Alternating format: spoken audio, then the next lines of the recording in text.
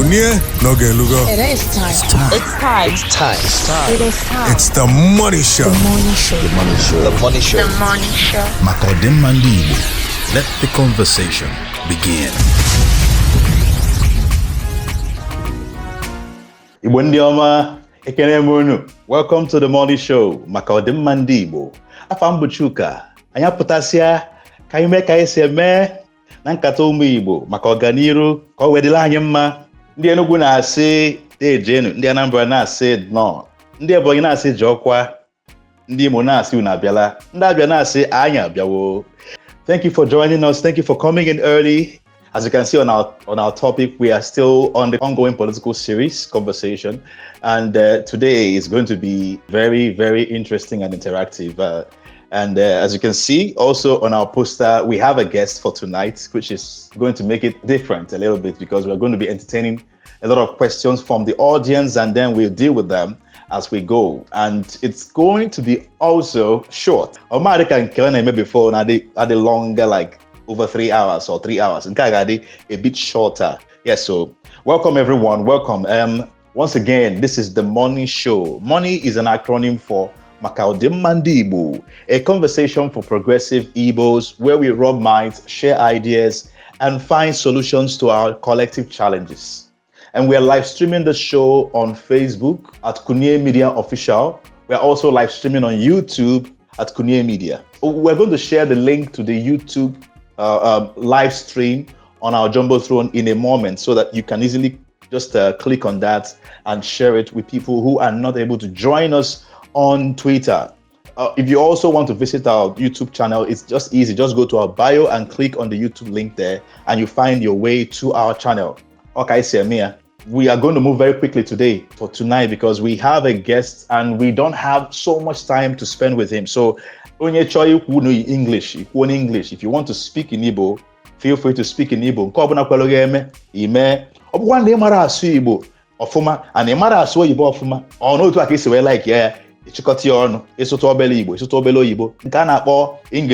The most important thing is that we're having a conversation and flowing very well. And share beautiful ideas about Ifai Gemen Obudai will make it Jofuma. As you can see on our topic tonight, we're talking about the office of the citizen. We're looking at what our responsibilities, what our civic responsibilities are as Umuibo right now that we are pursuing good governance or in pursuit of good governance. And tonight, we have with us a guest, a son of the soil, a young man named Ifede Remarkable, Igbo and Obodo, Nigeria generally. He is the lead facilitator of Boka School of Government.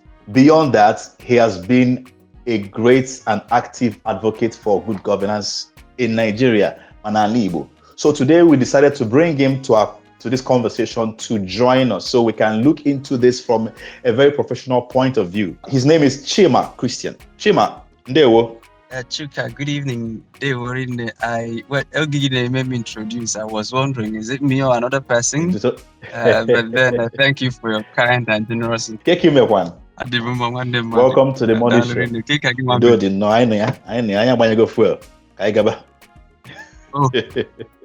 Show. Yeah, so I want to start with something very introductory so that we shape this conversation from who you are and from what you do. Tell us a bit about what you do with Boka School of Government. Oh, okay. Thank you so much. Like you introduced, my name is Chima Christian. Yeah. I play around the government space a lot. Yes. I think it was in 2014, 2015 when I went to a radio station and I volunteered. And I volunteered for 17 months without pay, specifically on their political beat. Wow. Discussing their political programs, those and that, discussing Kowedima. But before that, I'd been writing articles for newspapers. Newspaper publications. I write articles like I'll put my pen down to paper. I write. And that was the same activism that took me to radio, where I used the broadcast platform to share some of the things I believe. But that also took me beyond that. I now went into volunteering for political campaigns, especially for candidates that mirrored my kind of society, right? Yeah. So I volunteered for a lot of political campaigns, especially in Anambra State, and then at some point I started playing at the national level. But beyond that, there are issues that I have taken responsibilities for, things like critiquing INEC systems and processes, things like census and election management systems. And those are some of the things I play around. But I also noticed that that what I have and the experiences I've gathered this 11 years, actively playing on this space, and then not just the experiences of 11 years, the mindset that has not changed, that perseverance, that value. I think what I communicate much on Booker School is the value system, right? Yeah. So I found that there are a lot of young people who are also interested in politics, but the mentors and the role models we see are the charlatans, if you pardon my language. Understood. So I'm now like, how do we multiply these values? How do we make it accessible? How do we democratize this thing? So that led us to Booker School of Government, a platform also like this, where we now begin to teach governance values, teach some of the things we do. But then that platform is slightly religious because many of the values we teach there are drawn out from the scriptures. But then it has a sister platform called Africa's MONI Center. Africa's MONI is your typical NGO.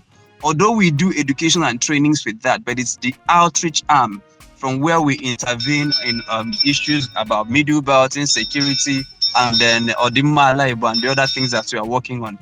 But that platform is also the platform that we use to engage the broader audience who may not necessarily be Christians. So those are some of the things that we do around Booker School and its sister platform, Africa's MONI Center.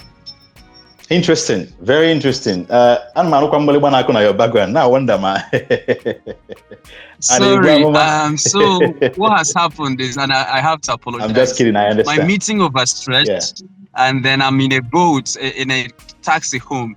So I'm almost to my house, and then a ride is coming in. So you understand that kind of thing. Oh. So I was hoping that I would have gotten home before 8 p.m. But I'm now like 15, 16 or so minutes away from home. And then the others are coming on his platform. It's okay. I knew that it was from the Uber. I just wanted to chime something in. It's good that you are able to join us regardless. You know, sometimes if the other guy where choco see where mana gabago, and the conversation is going to be very interesting. So we have, as we agreed, Chima is going to be with us for just 1 hour, and we've already spent 14 minutes into that 1 hour. So we will move very fast. We will entertain questions for Chima in this conversation first. And then when we're done with him for that 1 hour, from 9, we'll now have interactions amongst ourselves. But in the meantime, let's engage him regarding this topic, Office of the Citizen, our civic responsibilities as Igbos. That is the topic. So if you want to ask questions, just make it very brief, very precise, 1 minute. Then if you want to engage him again after that, you can also raise your hand again, you know, and ask another question. And feel free to request the microphone and join us immediately so we can move forward. Because this space may not last as long as you are used to. It's going to be brief. It's not going to be as long as if I named before. We're experimenting. We're looking at how to compress what we do to make it more compact and more interesting. Kaiganil, Chima, can draw a question about, since you have been doing research, from what I can see, this has been your forte for some time now. So you've been focusing on Nigeria, on elections, on politics. And I want to believe that as a son of the soil, your interest also goes a lot towards what's going on regarding the political landscape in Alibo. So from your observation and research, what is your assessment as to where we are now? Do you think we have made any kind of leap since 2022 from the Obedient movement and all the movements and all the things that happened in that time? No, there was some kind of a disruption that has given birth to things like having the governor of Abia State, who had tried twice before eventually becoming the governor of Abia State by winning the election. So what is your view of where we are now? Do you think we have taken any kind of leap as Igbo regarding politics in the Southeast as we are pursuing good governance? Oh, thank you so very much. So when I started this, like I mentioned 11 years ago, I spent the first 2 years focusing on Nigeria. Yeah. And then after a while, I found out that Umemezure, because if then only president but I found that I could influence things at my local government. I can influence things at my state. And so for the next intervening 7 or 8 years, I focused that on Anambra State.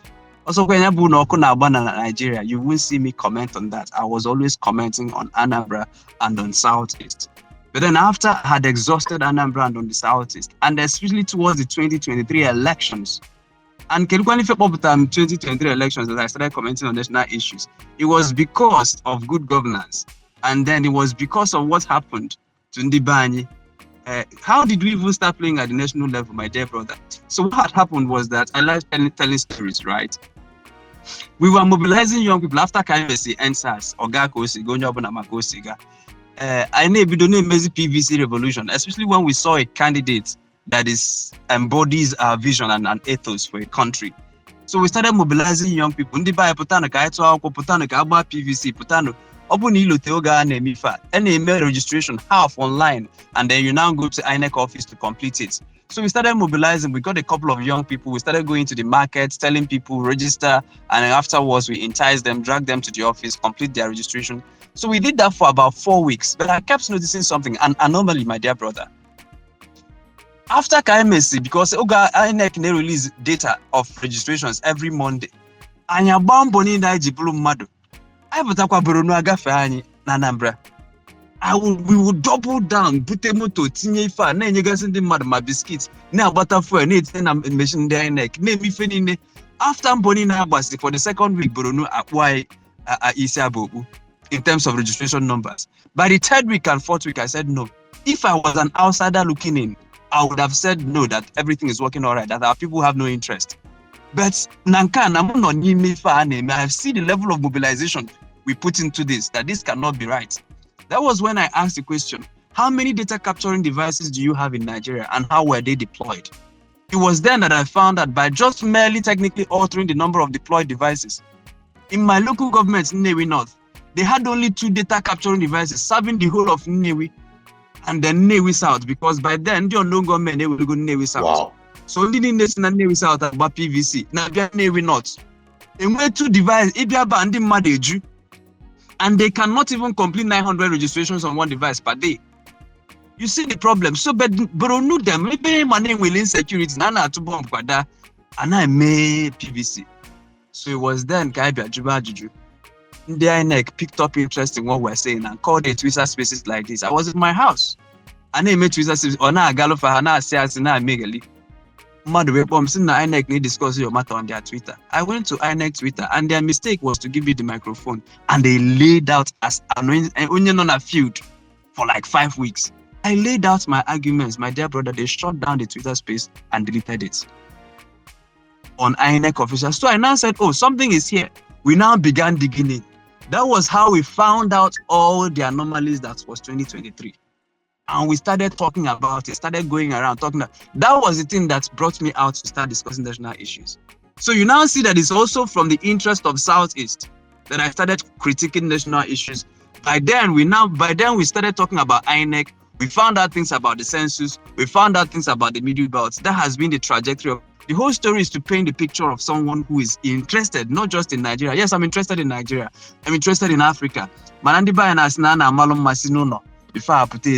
Your question was as to what has changed since 2020. I think we got it right in Abia State. I think Anambra is a huge disappointment, and this is my subjective view. I think Imo is still up in the air. Enugu is still up in the air. Imo is already a Supreme Court thing. It's a creation of the Supreme Court and is being sustained by the Supreme Court. So I don't think there's ever hope of any good governance coming out of that, despite the fact that he's trying to do 1 or 2 things. But the silver lining, if I get Tiangwaya Kanobi Babia State, and for the very first time, Abia has gotten it right, and we're all proud of that.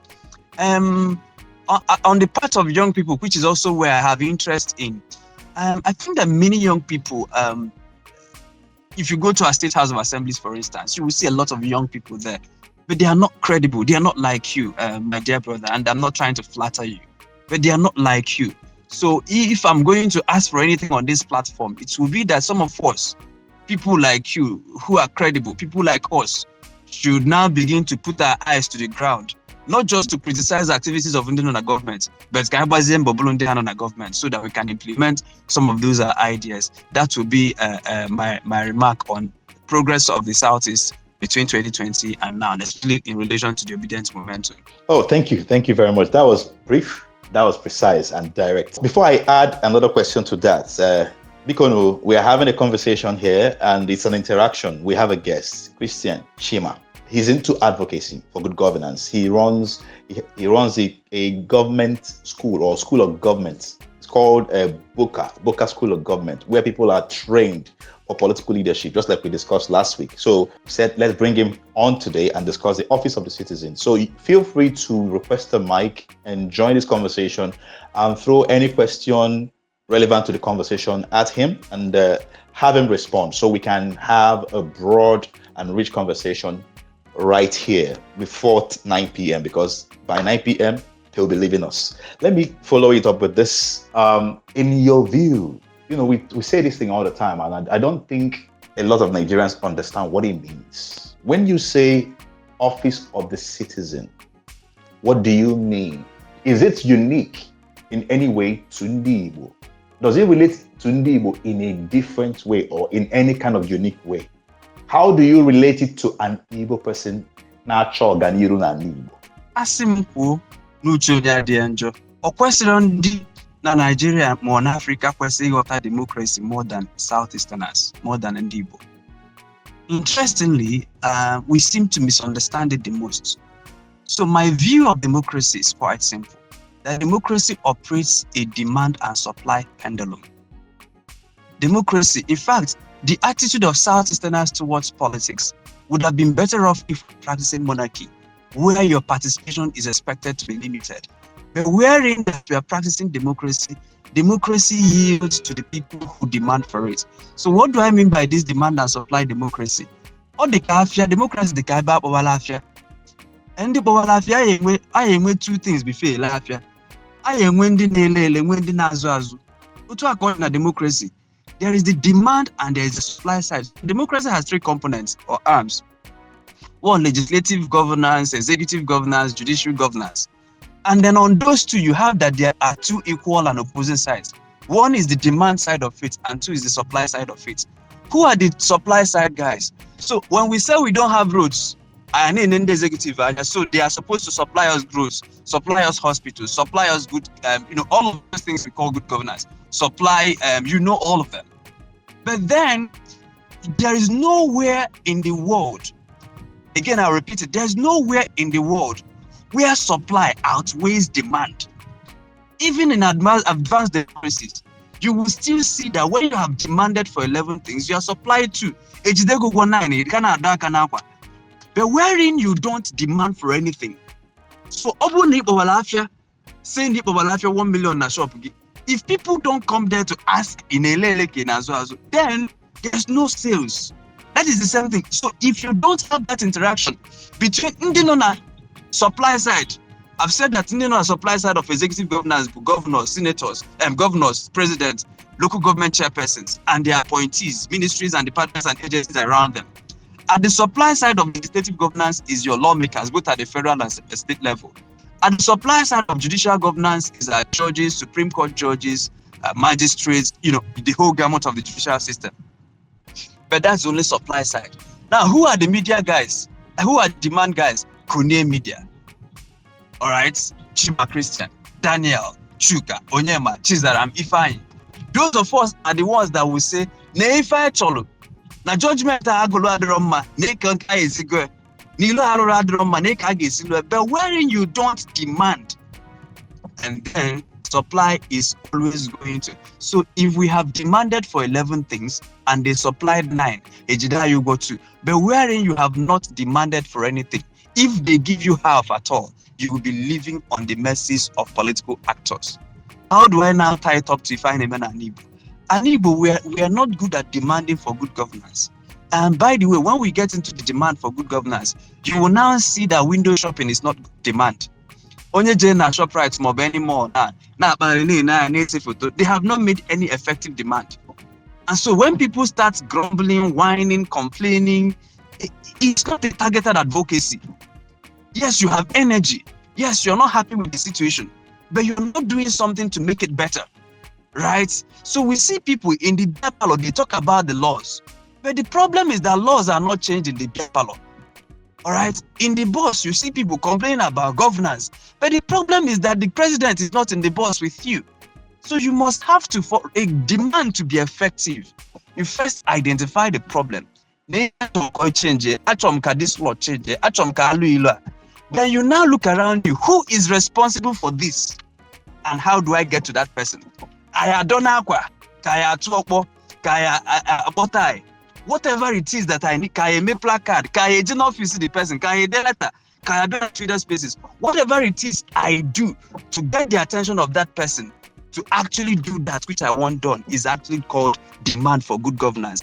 If I do everything but I don't get the attention of the person, right, then you cannot say that the demand has been made. So what people do majorly is to complain, to grumble, to whine, but they don't demand. And I see this a lot within the buying.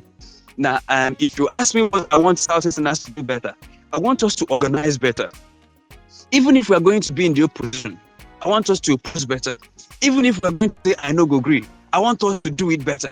But apart from that, investment in things like what you're doing, the media, advocacy, civil society, think tank, those are some of the ways where you collectively shape the society or public policies that govern the society. But the investment appetite of only Igbo, na bukali keje China buta fiale, Igbo only buy can set up media platform, educate and the. Look at the important work you're doing. If you pitch it to people, there are a lot of Igbo businesses that can fund and sponsor what you're doing, but they don't understand it.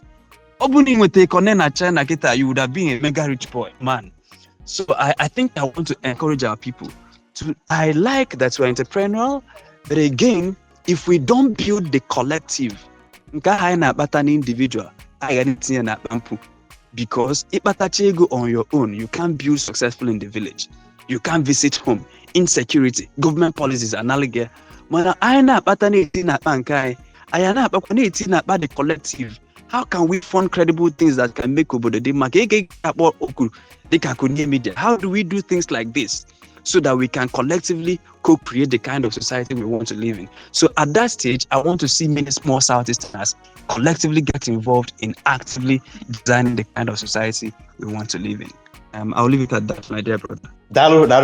Now I understand. I like the way you put it. So, in the name of the demand, you have office of the citizens because they are the citizens. Right? While in the name of the supply, yes. I want to, can't you connect with you? I just want to briefly touch it before we continue. Can you explain what you mean by window shopping in politics? Oh, okay, window shopping. Meanwhile, I did not tie up the question to meet your answer, and my answers to meet your questions rather. So I want on a media, I want on opposition party, I want bundi obodo, ndi unwe obodo, ndi anachi on their behalf. All of us are office of the citizen. I am going to if I cholo. If you hang out bagin in the table palo, go now. If you find a moga hard high, Oga Hamron Makagima, my dear brother. Keep up no face alone, mana for us. Oga Jango Rabina, Bu Susana, open our hard yogi. You develop an entity to go to remember a go. You sell more to go to so all of those things be as citizens. The government is there to serve us. So when they build road, you go narrow school. When they build school, you keep saying the way you want to be governed. If you don't do that, you outsource it. You outsource it completely. You outsource it. And that's what we do. So if people in the supply side are lethargic, they are only lethargic because the people on the demand side are so, or even more so. So I am above office of the citizen. Obuna yanro no office I need order. Ni if I told kembe and it's your bottom paranana ogada. If we don't act in that way, then there is no way we can get the attention of people. The only thing that will happen is that they will be governing us at their mercy.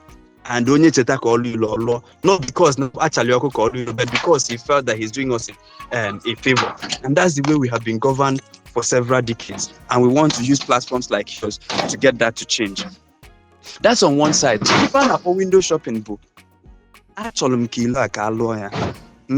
Ekowago window shopping in politics na mmadụ pụọ na shopping mall ọ bịa na-ese foto o see foto product a ọgwụ onye girlfriend tinye na status I'm in the mall now.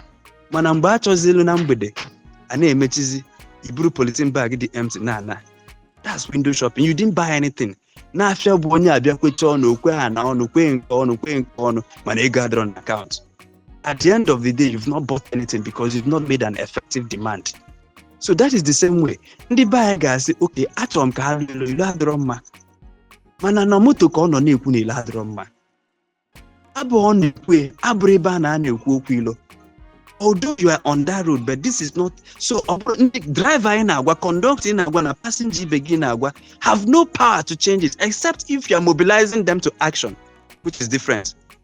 If you're now mobilizing them to take action about the bad road, then you're doing mobilization inside the bus. Man, you must be able to get out of that bus to see who is responsible for this road. Okay, commissioner or the NACA, okay, minister or the NACA, how do I get to their attention? Do we organize and block this road? Do we write a letter to them? Do we visit them in their office? I 12 votes, so until you get that road fixed, you have not placed an effective demand. Because a demand must be met. That is at the intersection where demand meets supply, where good governance. If the demand is not consistent, and there are some things you may have to demand for 10 years, and you persist. Others you demand for 15 years, 20 years, and you persist. Others, quick wins. I don't want this, they change it. There are things you can demand for 1 month, it will be done.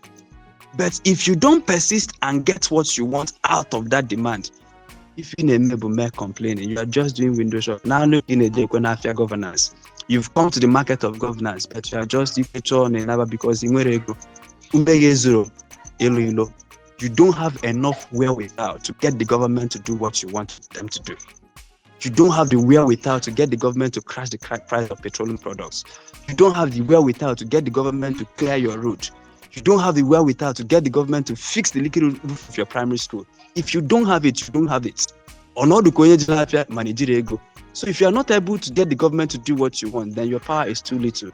And maybe you are not organizing better. And maybe when we now start analyzing why, we could see a lot of reasons. But then those things can be plugged until you get the government to do what you want and effective demand has not been placed. Yes. Thank you very much. I like the way you said something you said here while you were explaining this. You said, you know, this is something we're not used to. Even me, it took me growing up to understand this. That these people who are called the citizens, the people who vote and elect the people who lead them, like it is their government. They are the ones who ask for what should be done.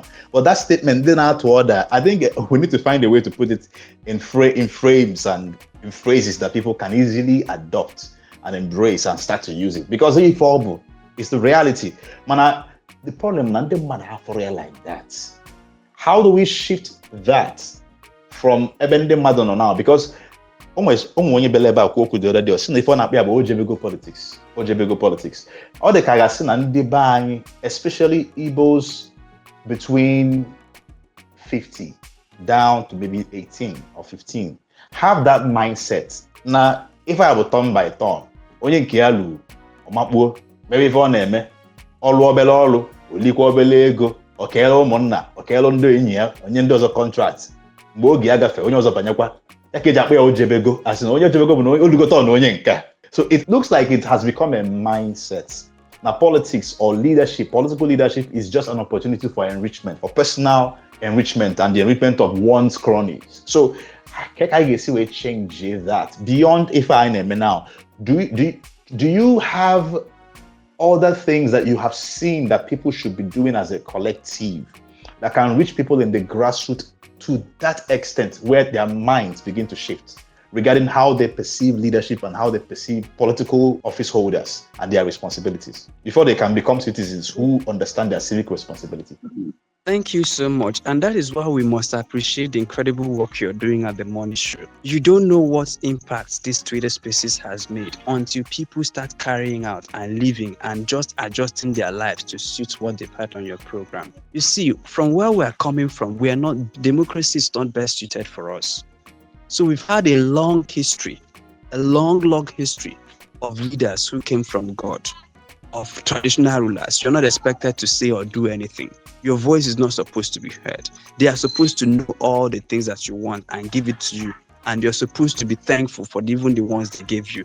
And that's called feudalism. And that you know that it happened a lot. Democracy in Nigeria and Africa is less than 70, 80 years. But we've had a long line. And now to make it worse, when they introduced democracy, it was truncated by military dictatorship. Now you had people who cannot question their kings, who their kings sit in exalted thrones and they are the vassals, who bow down. Right? But you're not expected to say that. Now immediately after that, they brought in something called democracy. But when they brought in that thing called democracy, then it was truncated by military dictatorship. So people saw delegate wars, people saw arrests, people saw killings, people saw indiscriminate oppressive government. And because of that, they were now frightened. Now, they didn't even have agency in the first place because of our culture, especially the culture. And if you study the culture, in fact, the Igbo culture is most suitable for democracy. If you look at the dominant cultures in Nigeria, and I'm not saying this because I'm Igbo. If you go to the north, that culture of Rankadede, Oga Ekwuona, the leader has said this. If you go to the west, that Dobale of Oga Ekwugo, even if we don't like it, we have to lie down and accept it. In Igbo is a little bit different, but again, we have seen that those cultures have even overriding and overbearing influence on how we see politics. So that culture of Rankadede, Oga Ekwuona, Igwe Ekwugo, they have said it all, is now mixed with the culture or the televised killings you saw in the Paso bombs and you saw in the military dictatorship. So because of that, our parents learned not to ask questions. Even when they ask questions, they only ask it inside the house. They complain about Nigeria in the living room when they are watching NTA. They don't go out to talk about it. They complain in the vehicle. In fact, the vehicle they don't because I'm not on. But today we have a new generation of Nigerians coming up who have seen that this cannot be sustained. This is not sustainable. And I'm happy that they're beginning to ask questions. So you ask, what should we do? Educating the people to tell them, look, you have powers, and we're doing that now. That's why I want to beg that people should support the incredible work you're doing, the incredible work Kunie Media and other reputable organizations are doing to reawaken the citizens. Because once the citizens are alive, believe me, our problem is not bad leadership. Our problem is that the people who they are led have not said this is how we want to be led. And they insist on it. Once Nigerians insist on how Nigeria will be governed, the people at the supply side will now have no option than to supply. If you don't, if you don't, so if our people learn that, you will see that the country will begin to respond. But what we're expecting is to get a benevolent dictator, a benevolent leader that will come in as a messiah without our own participation, without our own efforts, and then save us from all the corrupt politicians. No, the power to save is in our hands, and until the day we wake it up. And so we'll continue to engage the people at the grassroots level to educate them. But quite frankly, I've lost interest in the older generation. Lost interest. Their mind is already fixed. So what we're waiting for is the new generation. That was why we must catch them young. We will catch them young on Twitter, catch people young in their schools, go to schools, secondary schools, primary schools, do civic education, try to tell them this, try to inject this, because their minds are at a place where it can be a little bit flexible. Our parents that saw military dictatorship and saw how NSAS ended and saw how end bad governance ended, that there's nothing you're telling them about this that they're going to listen. But young people can be daring. They still retain that vigor of youth in them. And I believe that it will target young people, especially the young people that have the youngest demographics, the biggest demographic strata in Nigeria. I believe that we can make an impact at that. And I'm happy that those people are on Twitter and that those people are listening to you. Thank you very much. Thank you very much, Chima. You are listening to the MONI Show, Makodim Mandibo. And we are having a conversation with Maazi Chema Christian, the lead facilitator of Boca School of Government. And we are talking about the office of the citizen, our civic responsibility as Igbos. I'm not here alone to have this conversation just with him. I want you to join me. Grab the mic, bring up your question, and engage him so we can have it broad and not just from one person's perspective or from my own narrow line of questions. Let's have more questions. Let's take in more questions. We have just barely 18 minutes to go with him because he will leave us at 9. So let's see how quickly we can get some more questions to him from the audience and then let him respond to that. But while we're waiting, just request the mic and raise your hand once you grab the mic. You know our rules. Come in, keep yourself on mute until you're to speak. Go direct to the question, go straight to the point, stick to the conversation, avoid noisy environments, respect the audience and respect yourself as well as we talk. At all. So we have one person here, Plato. Plato Wandem, Ndewo, welcome to the show. If you can speak, feel free to bring up your question. Let's have your question. All right. Good evening, everybody. Chuka, Chima. Good evening. Thank you for the incredible work you're doing. Those work, they're intangible. You cannot see it now, but great work you're doing, great seed you're planting. What I want to ask here is this: do you have any plan to collaborate with schools, not just schools, but even those markets that we have a lot of our people, that is densely populated? Because sometimes, just like when we preach the gospel, at times the gospel is taken to where the people feel so convenient in their comfort zone to preach it to them, whether you need more hands, whether it's possible to reach out to those younger people who are the future. Because as you rightly said, if there's any place that democracy should work very well, it should be in the Southeast. Because I don't think there's any place in the Southeast where we had an absolute monarchy. I don't think. So we're free from the beginning. Though we had issues, I think where we really had issues was the Civil War, subjugated our people and put a lot of fear in them. There and the subsequent years of military regime. But since we have moved forward, is there any way your school, your institution, your organization can collaborate and reach out to these places I mentioned in order to have more audience? Because as you are doing, we really need this reorientation. Last time we had this conversation, also had someone that brought the same idea that our people need to understand how government works. Because if we don't understand how it works, we cannot rightly and correctly place this demand and then do what we're supposed to do if our demands are not met. Thank you. Oh, thank you so very much, Plato. When I see people that have the kind of names you have, I'm very careful and circumspect in answering their questions because you guys are usually very deep thinkers. But then your line of questioning suggests to me that I can be free with you. All right, Plato. So thank you for your kind words. Yes, today I was at a platform where there were young people about 8, 9, 10 years to 14 years. And they gathered maybe about 40 to 60 of them. And we were discussing issues around what we are discussing here. And currently, Booker School of Government is running a free masterclass called 32 Days of Governance. We're spending 32 days, 1 hour, 30 minutes every evening, teaching people freely about governance and about how they can participate. And we're drawing lessons, like I mentioned earlier, from the biblical text. But then immediately after that, there's a program called 32 Secondary Schools Projects. So we're about to launch, and this will start in September, towards the 3rd week of September. We're reaching out to 32 secondary schools, and we're doing 2 series of trainings for them. One is the civic and the orientation training for the students, but the major part is for the teachers. We're doing for teachers and for students. But then after we've done these 2 trainings, we are trying to at least leave behind. If we don't see a civic club in the school, we try to strengthen it. If we see a civic club in the school, we try to strengthen it. If we don't see, rather, we try to create one and set up one and give them a template and then offer them periodic support to make sure that this club is functional, where they are discussing national issues, local issues, civic issues, and all of those. So we have plans of doing that. I don't want to take advantage of the platform to start advertising what we're doing, but then those things have cost implications to them.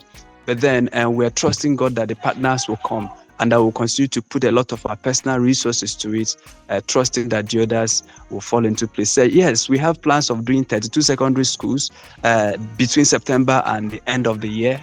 End of this first semester of the year, they call it trimester, first trimester, 32 secondary schools. Then after that, we're taking on public institutions. So Fresh Dub Media, Africa's Morning, and Booker School, we have pitched at different times to government agencies for them to help us. Let's do training, values-based training, orientation programs for their ministries, departments, and agencies. And every time they see the proposal, they think, oh, we're coming to use PowerPoint to tell them about things. So today we're now telling them, okay, no problems. We are taking out the cost for you. We're running trainings for 32 public institutions, all of them in the Southeast. And then our emphasis is on the local governments to strengthen the local, especially Kita and Achim elections, to strengthen the civil service there, to strengthen the civil service. About markets, there was one video we did about for market people. This was 2 years ago. But then now that you said something, let us think more about it. Maybe if God keeps us alive next year, because we're already doing so much for the year. If God keeps us alive next year, we could develop programs that we could pitch to market women, market men, associations, clusters of Ndiba and Oni Mafia. I think we can design something and implement it together next year. So that will be my answer to your question, Plato. Thank you. And I just want to assure you that anywhere you feel that we can be of help, that will be there for you. Thank you for what you're doing. Thank you so much. I'm grateful, sir. Thank you, Chima. Chima, God will keep you alive. God will keep us alive. All right, now, a lot important. And only why get shine because so He will protect you, He will keep you, He will guide you. I think that what you're doing requires a lot of support, and what you're doing requires collective efforts. I can imagine how much you are putting into this, and I can imagine what you have had to sacrifice to make this happen. I don't know how far, I don't know how big your team is, but I would like you to just give us a little idea of what it involves. Do you have room for things like volunteers? Just in case there are people who are looking for ways to support or ways to be part of anything that promotes public enlightenment regarding good governance and civic responsibility, leadership, and all that. Oh, yes. Thank you so much. And thank you for your generosity, my dear brother. Yes. So in January, Africa's Morning, which is the parent, or not the parent, but at least the organization that is a little bit more formal, took on 4 interns that are on monthly stipends. And then I was paying out of the pockets from the little businesses that I run. And to help, just because I volunteered myself. I mentioned to you that I volunteered for 17 months, and the experience for me was not so good. It was just that God gave me this gift of perseverance, because some days Uganele for 87 naira, I wouldn't even have money to put petrol in my little tuke motorcycle. I will be going to work, knowing that the motorcycle will not stop me on the road, but it will stop. I will park it in someone's house and run to a radio station. So because of that, I didn't want my interns and volunteers to go through that again, right? So I took it upon myself, although it's very strenuous, but having gone through that, I insisted that I must be paying them something. Today I had a meeting with a young man who said he wants to intern, and I said to him, what about your finances? Let's discuss it. But after we discussed, I said to him, I can't in good conscience take you in. You need to be earning something, no matter how little. And I'm not at a place where I can pay it. But what is going to happen is that anytime I'm in your city, I'll just tell you that I'm in your city. Whatever you can do to help, you do to help. And whatever we can offer you. So yes, we are open to receiving interns. But then, I don't know if it's my experience that is holding me back, but I would love for people who are at a little bit of financial liberty who can, who are not hard pressed on life. I'm not saying people who are well to do, but at least people who can take basics, so that they become. But once I see that those people are unable to do the basics, the usual me will jump into doing monthly thing. And for now, I think that I'm overstretched beyond capacity. But if there are people who are willing to do it, even if not on a long-term basis, but on a periodic basis, maybe we have an outreach program or something, and they want to come in, by all means, we are wide open to receive such. And they can just, my DM is always open. Africa's MONI DM is always open. Booker School's DM is always open. So we are always open to receive such help. And then if there are people who also want to subsidize the work we do, by all means, we are open to such help. We can even open up our books, tell them more about what we are doing, the real cost, and then how they can also come in to be a help part of that. Thank you so much, my dear brother. You're welcome. And I'm also telling you that our door is always open. You can always come in here and share with us. You can always come in here and have conversations with us. We will look into how we can help you expand what you're doing from the media point of view, from the media perspective. I think it's possible to amplify this even much more with the power of media, with the power of digital media, especially considering the fact that you are focusing on young people, because their attention is on the media, is on the social media. So it is easier to reach them than it is to reach the older ones, especially those who are educated enough to be able to, pay attention to what's going on social media. So maybe we can have a conversation about this outside this conversation, where we can maybe brainstorm and look at ways we can partner, ways we can bring you support, and see how we can push this. Because the more we have this kind of work going on in the Southeast, the more we can change the landscape. And one of the most important things about what you're doing is that it inspires other people to see how it is done. Asna, the only thing that is greater than success is legacy.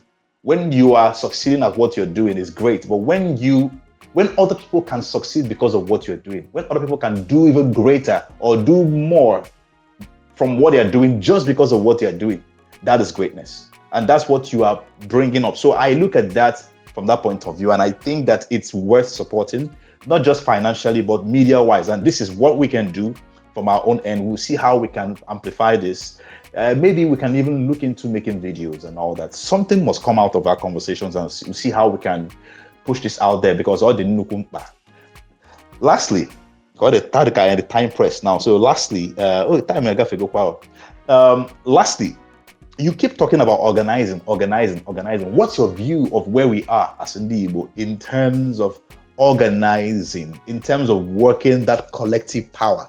Because all the guys say Igwebike doesn't apply. It sounds like a myth. Until recently, it sounded like a myth over the last 50, 60 years. Now, Libo or among Ndibo.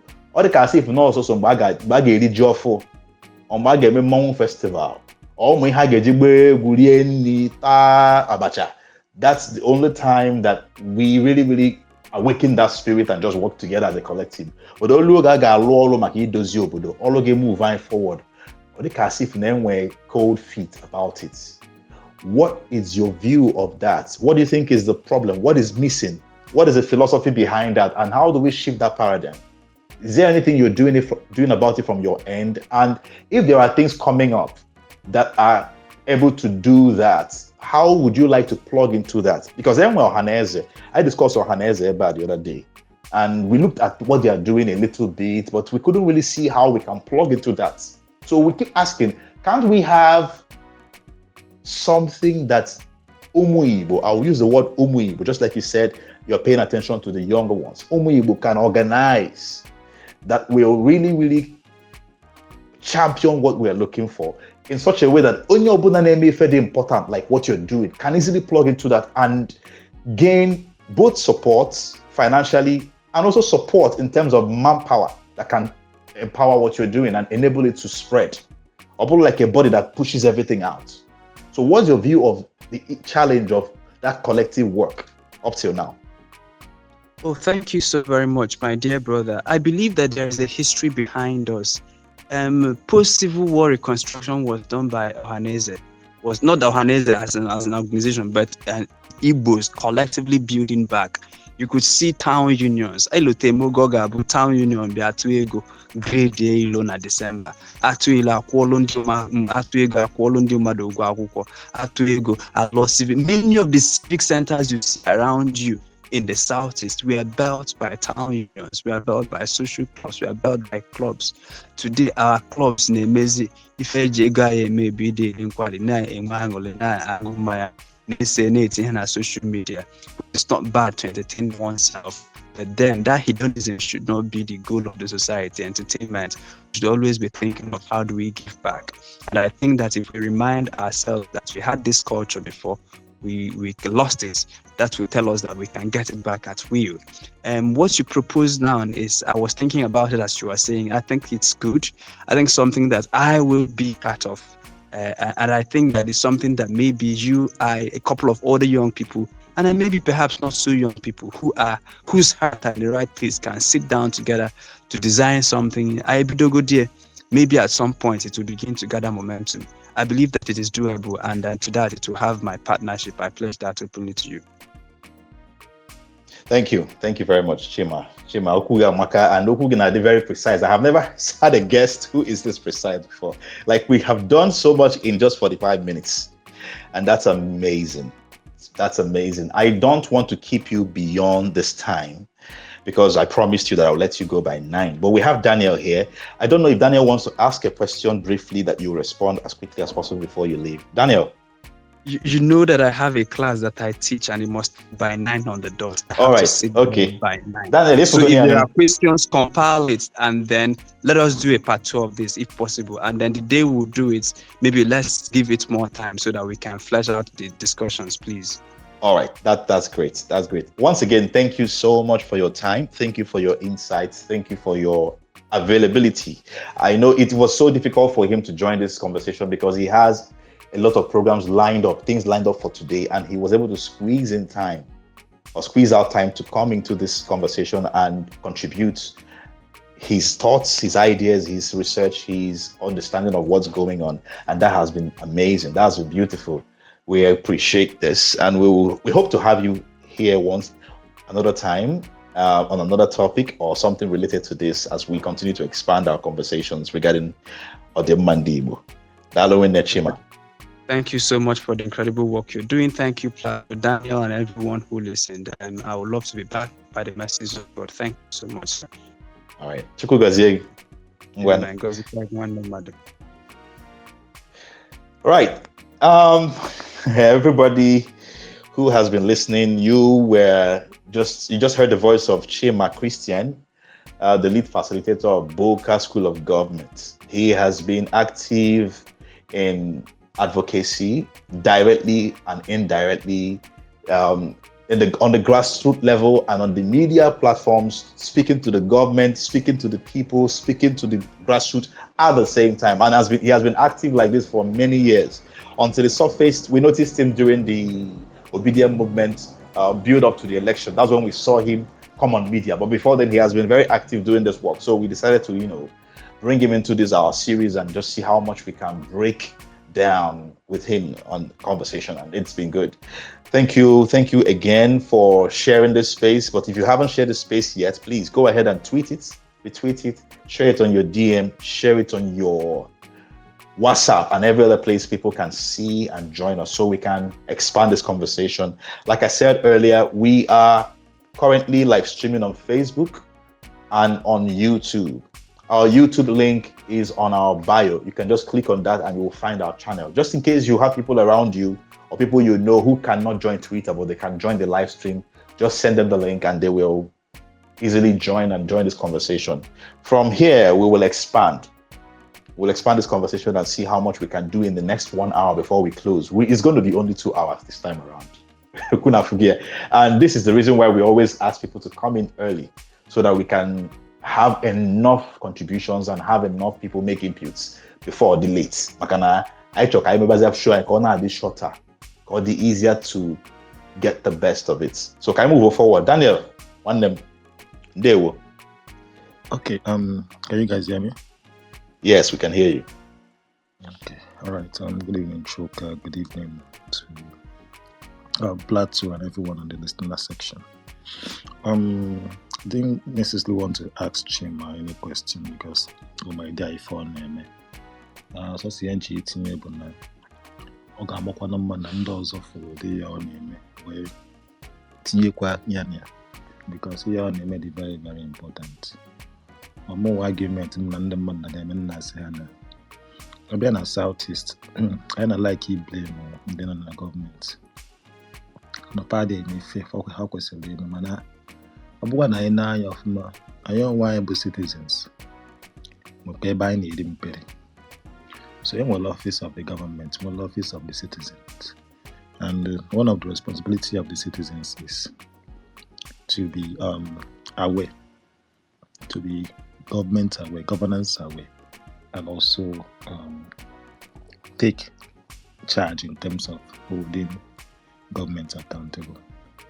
Mana ina ya ebe I si na-abịa, I had a mechi for and ebe a where I see when it impere. So I am really far Chima Christian image really very very important. And don't need it as support to you so that we can expand further, raise more people who understand the tenacity of civil citizen advocacy, policy making, especially in relation to government. Okay, in a way, because some of these things are not on social media. It doesn't necessarily yield a lot of results. Why? Because technical and I ignorance. And about I mainly they can achieve my Christian in power in ways with more people. Okay, in terms of creating pathways on how to engage the people in our political spaces.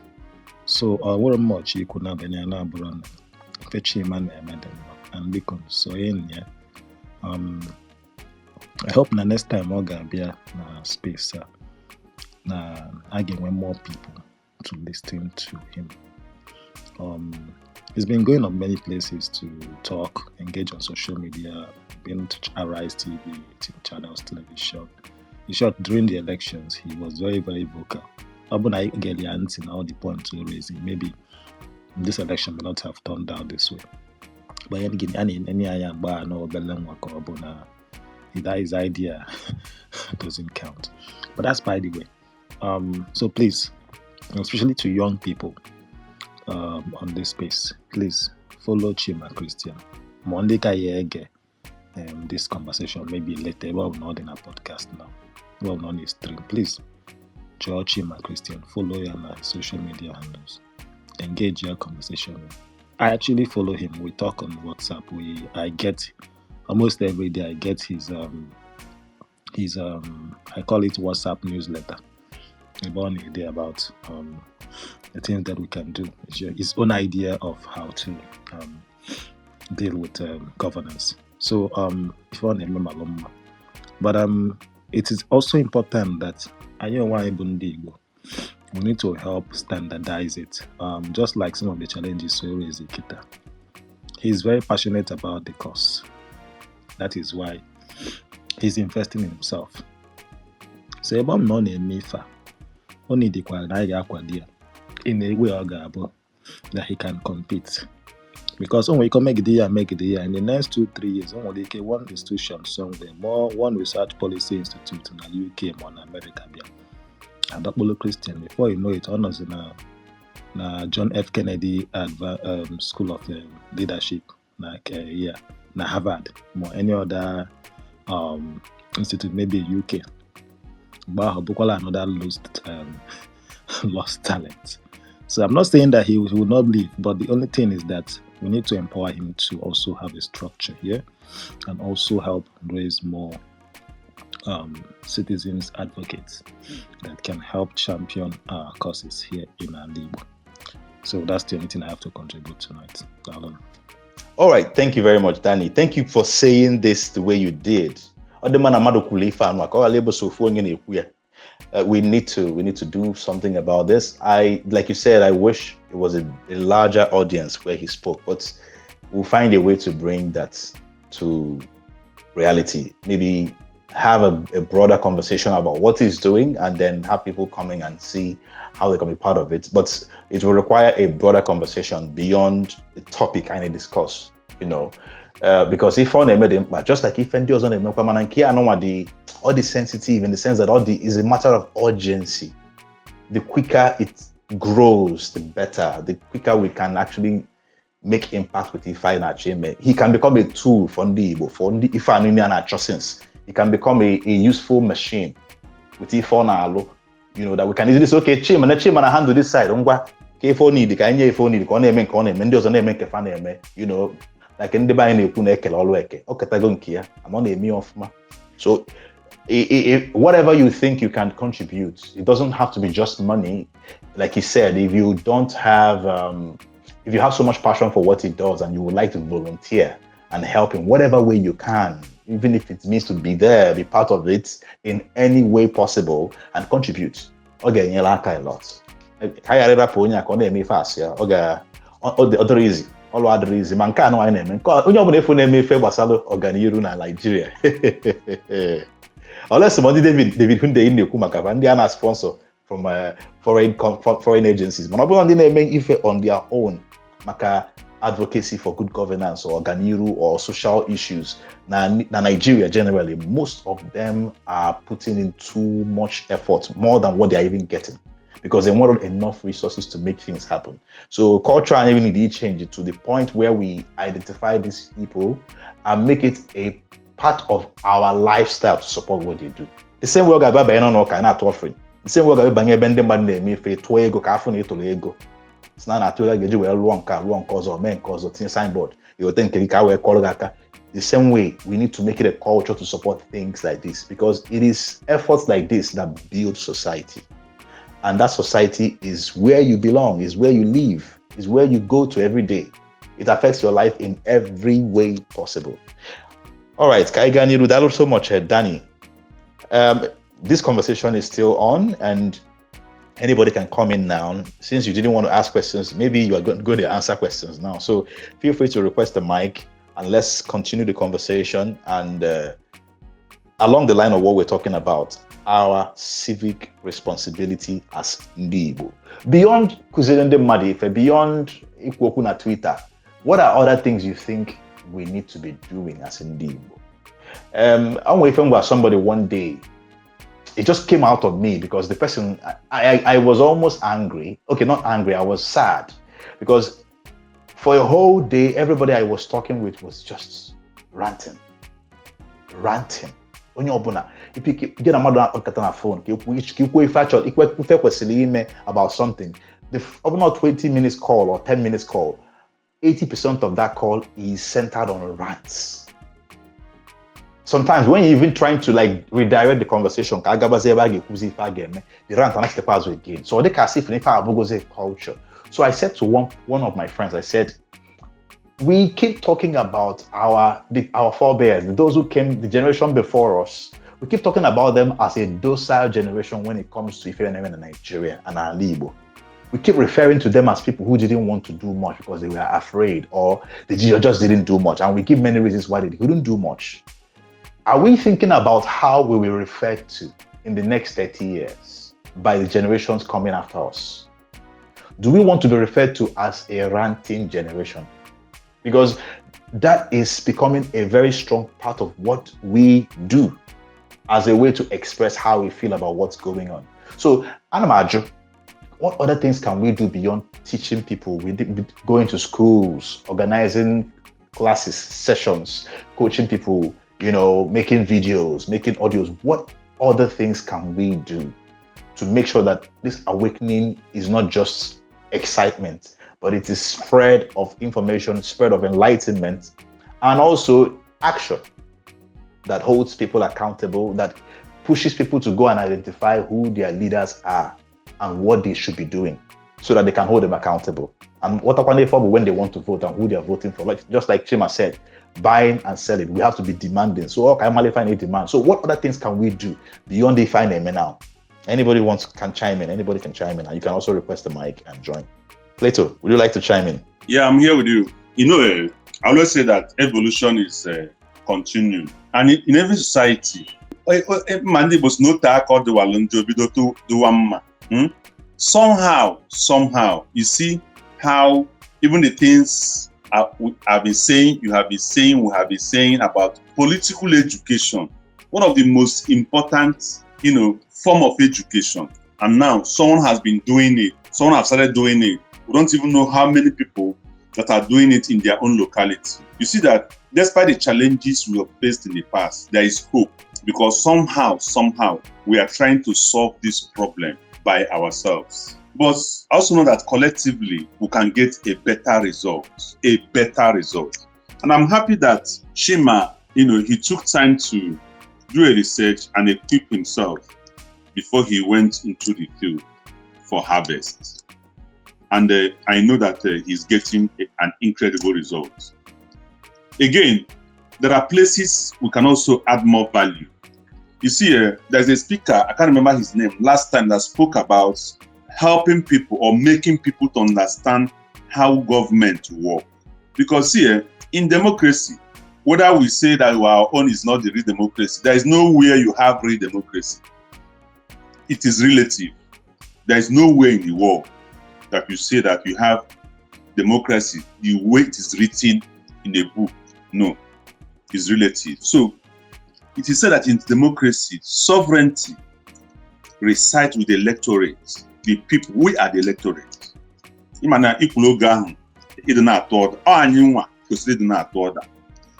the electorate.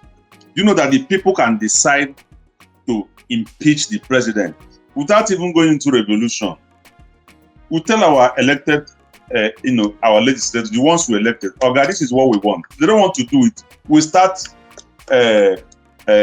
recalling them. We start recall process. What they need is signature, total number of people that voted for him, some percentage of it, and he's back home.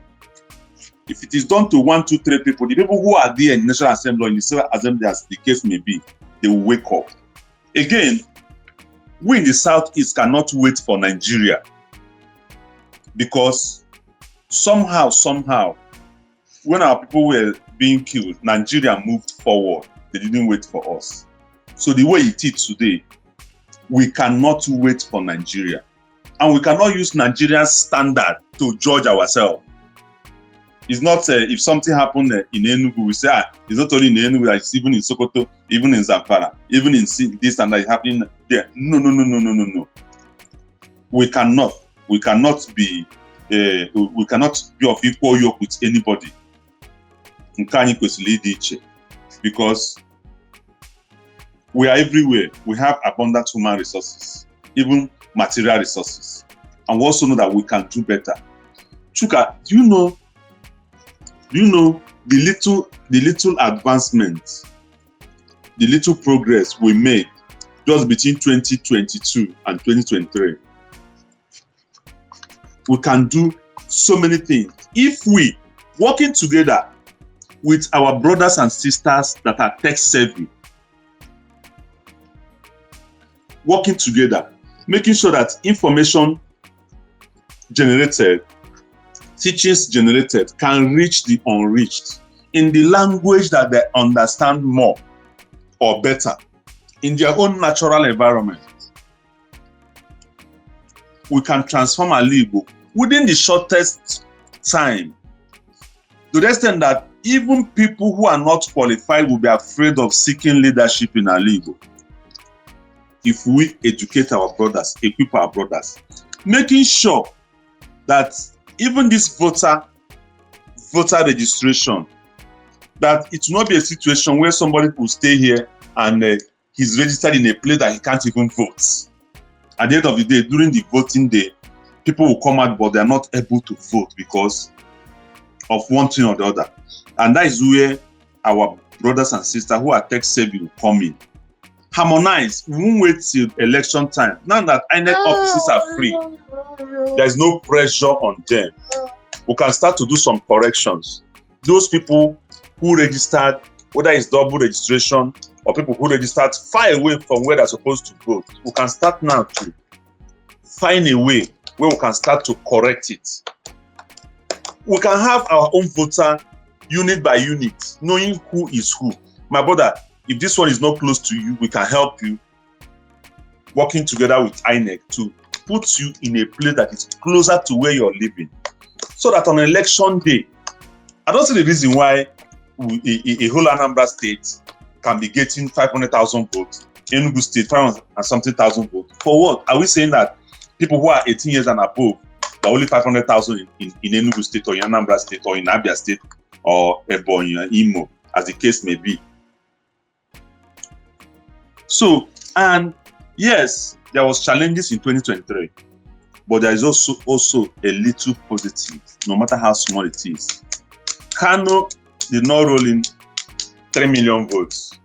Kaduna did not roll in 4 million votes. There's a little progress. A little, no matter how tiny it is. So you see that voting is reducing to organic. Yes, 1,000 people might vote and they can share it the way they want, but it will be within that 8,000 that voted. So I'm just saying that we can advance more from what our brother is doing already, bringing our tech brothers together, see how we can design softwares that can help our people. And just as you started doing already, Kunye, by trying to harmonize, bring our people together so that we can have unity of purpose. Not everybody working under one umbrella, but just like football, playing your own wing for the betterment of the team, which is Team Ali. Dalokwan. Dalorine, Plato. While we're having all these things, while we're talking about these things, sometimes I hear the voices of the people because I wouldn't know the level of pessimism that some of us see. Like, and if we doesn't put something else like I don't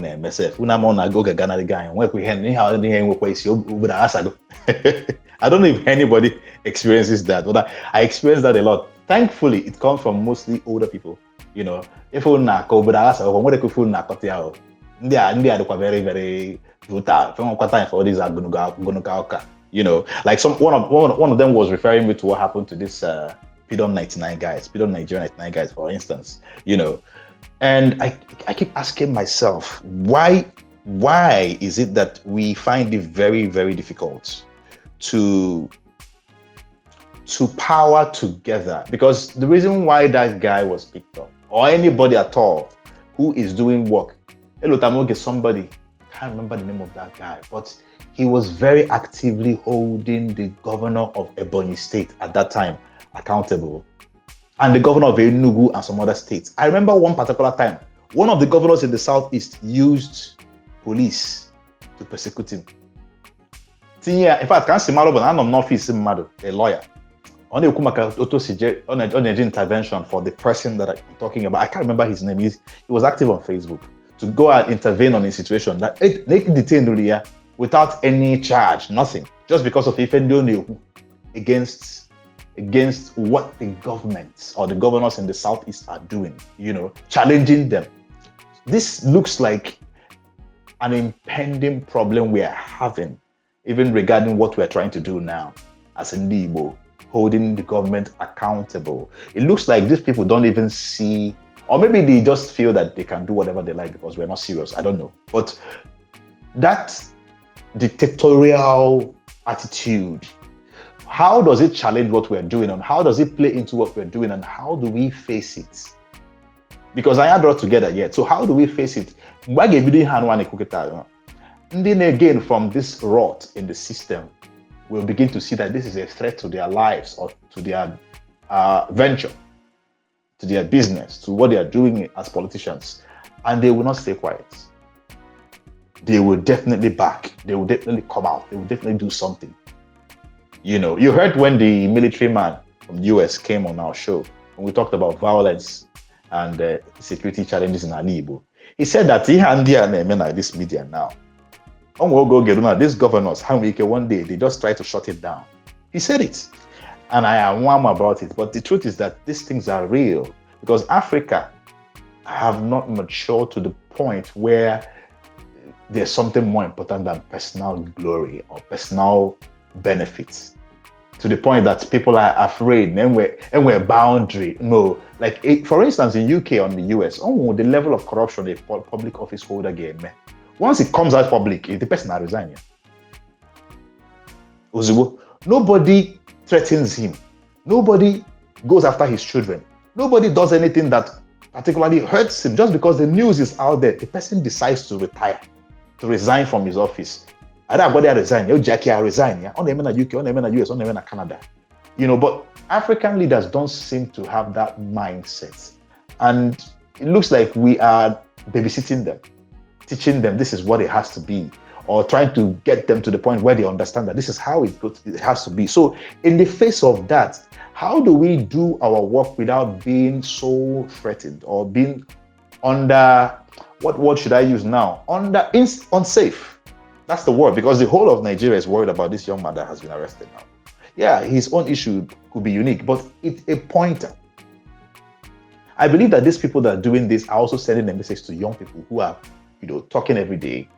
These people I like referring them, sending a message to them that we will come for you all too. So what are we ready for that? And how do we prepare for that kind of attack or pushback when we start doing the work we need to do? Even though we don't need to insult anybody, we don't need to share rumors that are not verified, but still, these things will come up. So if anybody would like to join and pick it up from here and respond to these questions I'm asking, let's take it from there. Nelo. There we go. Kekime. Sorry, yo. Welcome. Thank you, Malugo. Kerifilo. I get end this conversation in the next 36 minutes. I get end there by 10. So okay, I get moved very quickly. Awesome. Okay, yes. So what do you think about what I'm talking about in terms of the challenges of doing what we are supposed to be doing? Yes, it's actually, you're very, very correct. And I think that a lot of the time, I feel people are always busy doing their own thing. But then again, this whole social media thing, I think it's a blessing, for our generation, because I'm just thinking of, the generation past.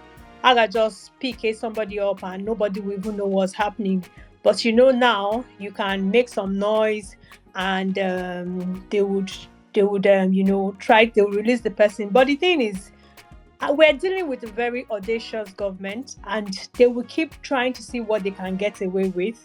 It's now up to us, the people, to decide that, okay, if the government does this, we will not agree. We would come out in our numbers, because one thing I've noticed is that they don't really know what to expect from the people, so they just keep try this one. After maybe the reaction is getting too much, they will pull back a little, but it's a trial game on their own end. But the only thing that would make a difference is how we react to it. Like this, like Pidom Kita, he's there. Let's see what happens if we go the atrocious bail on him. I don't know. I believe that bail conditions, they have to make sense. They have to have a human face. And they have to also take, you can't just have someone that that they cannot afford 500 million naira. Where does he want to get it from? You have to look at someone's bank account, to set the bill condition for them. So, all these things, you can't, there's always some conditions, if Igamada, they are just trying to frustrate you. Also, even the process of arresting the guy, we have laws, and we have how things work. You can't just take someone and throw them, and this is basically kidnap, and we're supposed to be in a democracy. You kidnap someone, you fly them to Abuja, and then you put them there. But again, when you look at, I remember Ogenke today then, how was he? Emeka Ofo was that man that said, that there was that he was cyber defamation, and then he took police people from Abuja, and they borrowed the guy from Anambra, to Abuja. I don't understand the kind of process that allows for things like that to happen, where you just move interstate arrest. on what basis, like what is what. But most times I feel like there needs to be a lot of, first of all, the lawyers that we have. We only have a few practitioners that really speak up when these things happen. A lot of people are too scared. A lot of people don't really want to talk. But I don't know, how long are we going to continue to live like cowards, like slaves in our own land? And let me tell you something: if you think that these politicians, they will stop, they will not stop. In fact, every what's it called, they get emboldened with every time they make this move, and there's no pushback, there's nothing serious happening. It emboldens them to even do more. I have to go, case in point, the beavers. If we go what happened in states that they didn't even use beavers, there's proof that they didn't use beavers, and the Supreme Court has allowed it. And but because everybody's like, oh, that's Kogi State, it's none of my business. That's another problem that we have in this country. Everybody likes to mind their business. If it's not happening in my state, I'm not interested. Let Kogi people go and fight their fight. And because, in fact, Chuka, I'm worried. I'm a serious problem now in this country because of the fact that we're so huge. The north, the south, the middle, Arabian and south. You have southwest, southeast. Everybody just does their own thing. So it's very hard for us to even have like a rallying point to fight things. Everybody just minds their own business. So Anmajukita, does it mean that the beavers is gone? Does it mean that the small hope that we had in our electoral process is gone? Because before the 2023 elections, we saw that beavers was working. We saw states that used beavers. They stood by it. We saw Anambra State had election, Osun State had election, and some other states, they used beavers. And even people were able to take people to court based on, what they could get from the beavers. But now we have seen the Supreme Court judgment that has said beavers does not matter. So what is all that money that we spent? What is all that taxpayers' money that INEC used to employ these beavers? And at the end of the day, the Supreme Court says it doesn't matter if, the numbers were padded. It doesn't matter if the people that were accredited were 100,000, but the total votes that was casted was 400,000. It doesn't matter. The result stands. Why did they waste all that money? Do you know how much?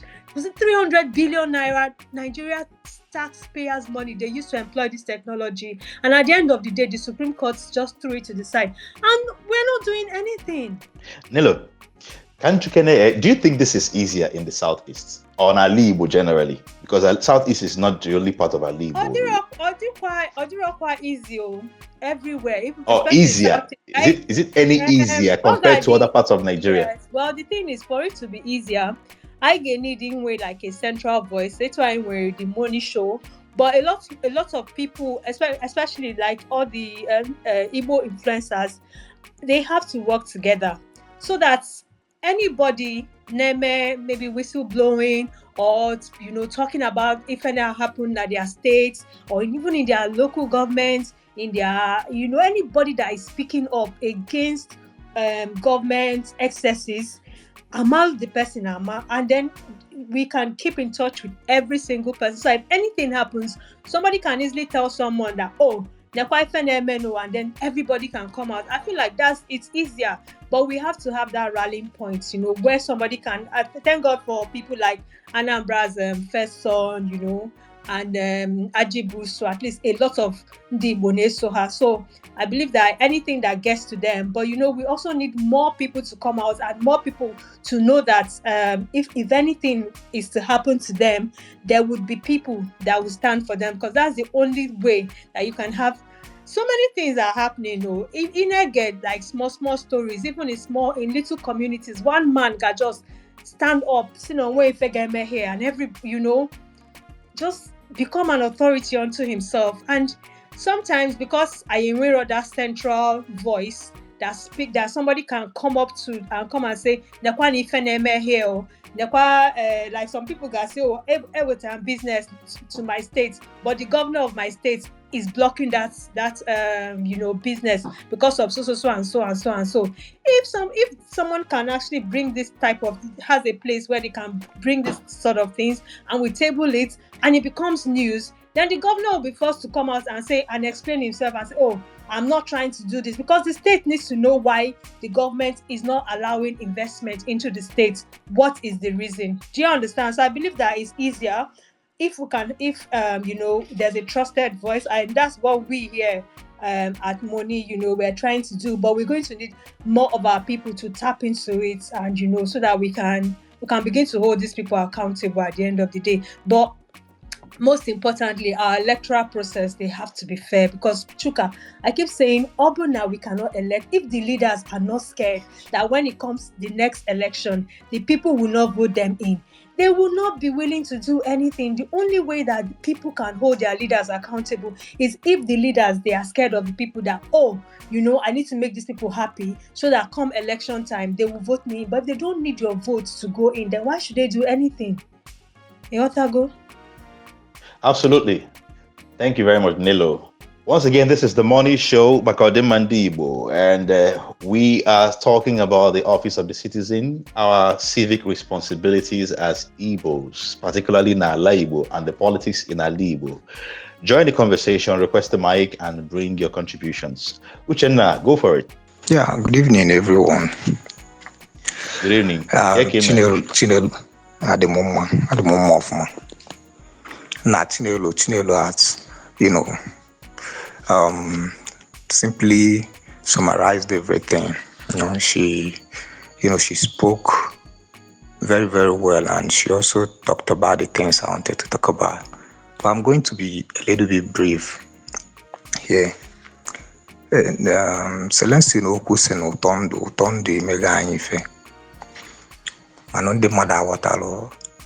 And ịmana ọtụtụ ndị nọ na Nigeria, the way the economy has been structured, onye jisi ike wee kube ume ocheseko esichi azụ n'ife ọfụ ọkwụdosie ike na nke o ji aka. A lot of Igbo, when you started talking about that guy that was always checkmating Ebonyi state government, it gladdened my heart. Let them na comment. After the guy bo Dr. Lazarus. I spoke with him last week. We spoke extensively, and the guy told me everything he went through and what he's still going through. We shared lots of ideas, and when you talked about him, I was very, very happy that people are taking note of what he did and what he's still doing. So I would like him to join that Chima that spoke earlier in the next edition of this topic. I don't know if that would be possible. I sent him link. I wrote to him immediately, started talking about him, and I also sent him the link. But I don't think he's free now. He would have joined the space. So I would love to, send him an official invitation for the next edition of this topic. So, and when we falls on to Imetoaka, I don't know if any other person is saying what I usually say. Ndi Igbo bụ ndị nwe the capacity to always challenge the government when they are going, when they are going left. Manande anade make everything possible ke we gbajisi anyị nku. So onye ọbụla me teach the person a very serious lesson, and the other fear to ụjọ baa n'ime. You watch oge ọbụla mmadụ challenge the status quo ọ na-ada abụkali ndị Igbo. Then these Igbo influencers anyị na-afọ, just very few of them bụ ndị dị sincere. A lot of them bụ opportunists, because onye ọbụla na-ada use the predicament of ndị Igbo wee chọọ cash out, because name and ibido kwuba okwu ife gbasalụ ndị Igbo, ndị mmadụ esobe gị onye ewoli ya na-achụ akpụ ya, because when with some issues when I come up, these people go here straight to the point and talk about the issue. I just I just make a casual thing called participate on those things. Those things have to end. If anyị na-eme for ọganiru ndị Igbo, anyị kwesịrị ịdị serious. Mana ọ fịarụ enwe one legal practitioner they deliver speech the other day. Amaromafia, us intelligent people are many, but sincere people are few. So if a basalon Igbo aketano I need you, I the very few. There is no way I gonna and I can order that massive overnight. But every little effort I they make, as long as I do sincerity next year, I might now one day the thing ya metambolo. Dalo no biko. Atom kene baya kamalo ma invite Dr. Lazarus go join in the next episode of this topic. All right, Dalo Tuchenna, I will engage you. I will engage you after this show so we can talk and see how we can connect to him. Malefaige. Unfortunately, we will end this series next week because next week we'll be having a conversation about election violence, tackling election violence in Igbo. After that, we'll move into another area, Basala Ifendibo. But eventually, we'll come back to this conversation somehow. It may not be a series. We may just drop something in between and yankata about it.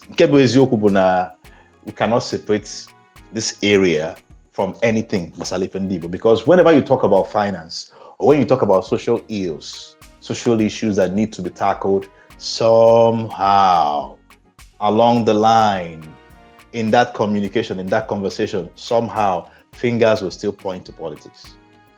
So I gonna delve into politics from time to time, that is for sure. Mana for now. Yeah, Chuka, actually, me point. I mean, you don't here, but I think if you're a young man, you got bamboo and join your town union meetings, wherever you are, because a lot of us, look down on those things, but a lot of things actually go down there. You igama what is happening in your community, even if you are not in the village. So wherever you are, find out where they are and join, and you'll be amazed at the things that you're going to learn and know about that is happening. Whether there's one person that is holding the destiny of your village down, you don't even know because you are not involved. So Bambo, going to join all those things, all the very, very, very important. Yeah. If I might add to that, you can also contribute, because some of us have modern ideas, fresh ideas, innovative thinking that can actually plug into those unions and strengthen what they are doing now. Even moving forward, pivot to some extent. And where some areas and where challenges, your beautiful, innovative ideas can easily change things in those areas. And we have some forward movement, because then we're forward thinking person that has just joined. Or that easy, but I mean, you don't have to become the leader when you join, but you can come in with a good spirit and good energy, and one day, I can do this one, I can do that one, I can contribute this one, I can contribute that one. Why it was some strong impact on if I name on all the possible. So back to if I knew before, regarding Office of the Citizen and our civic responsibility. Nelo really highlighted a lot of things here, and all the very important that we assimilate that and see how we can apply it. And I've been hearing this every time people talk. It looks like the only solution we have now to be able to, let me not call it a fight, because on about boy how I'll go. Or they can a boom you gotta go then a face is there. So I feel they are threatened. So sometimes we need to use maybe some other terms or some other approaches that don't come scary, that don't come like Otibozobwe, not just Kaichoto Fife, Onyobona Kwatenia. Then decide how to go about it. I brought the right thing, because at the end of the day, the reason why the commissioner, the reason why the minister, the senator, the governor, the state house of assembly member and federal house of assembly member is doing whatever they are doing to make more money, to be able to buy more car and build a bigger house and go over there. All those things is coming from a place. That place is a place called impoverishment. The African man over a long time, coming from colonial days, have been deprived to the point that they have become impoverished, both in physical things and even in their mind. The mind is impoverished to the point that they have a poverty mentality. In simple terms, we have a poverty mindset. That whatever that makes you want to grab everything at the expense of everybody around is just poverty, nothing else. Because if you were not poor, you will understand that you don't need those things you're fighting for. The only reason why you're fighting for those things the way you're fighting for them is because you want to hope. You want to hope never got them. You want to hope nobody got them. So keep as much as you can get. So that at least you will your own insurance. You can easily move your kids to Switzerland or move your kids to US or wherever.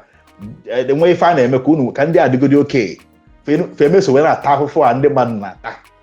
think that's what's driving most people. Because at the end of the day, when you come in contact with some of these people, if not, fundamentally they are good people, they are nice people, but the mind is crude, the mind is messed up. That is what I call impoverishment. So sometimes we need to bring this thing in a way that we are trying to enlighten even the people in our church, get them to see more light in what's going on, get them to see more perspectives to how things are working in Alibo, get them to see more about how it affects them. Let me give you a simple example. Now,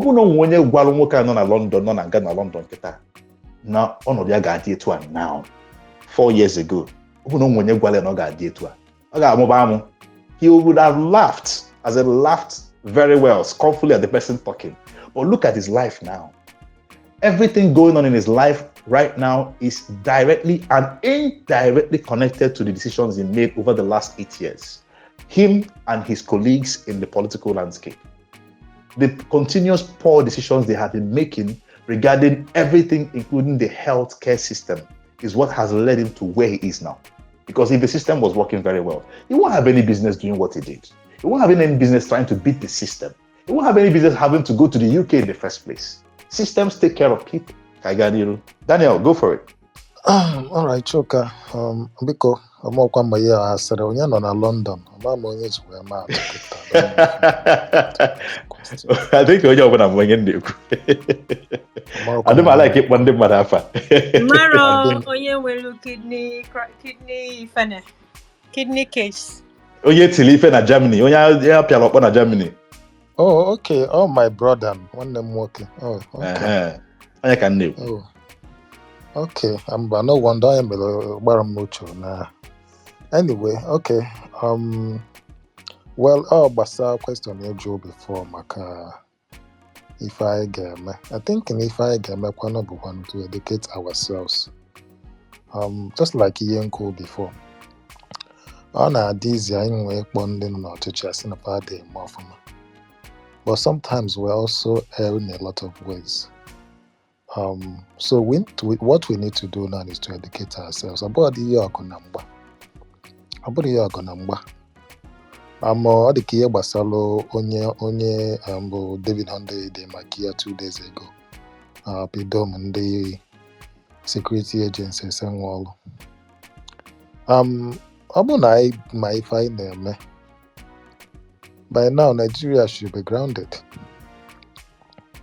Onye ọbụla na-ekwu maka ya. Mana ihe na-anya selective people na-ekwu maka ya. Ụfọdụ nọkwa n'ime ya na I blame ya. O ji wee mee nke a. So we are actually ignorant. You understand? So I nwere a lot of problems. Let's tell ourselves the truth. I made a tweet yesterday. Okay, earlier this week, because I've been off. I've been in conference for 2 weeks plus. But that nonsense week. I think I paid Twitter the other day for 2 or 3 boys.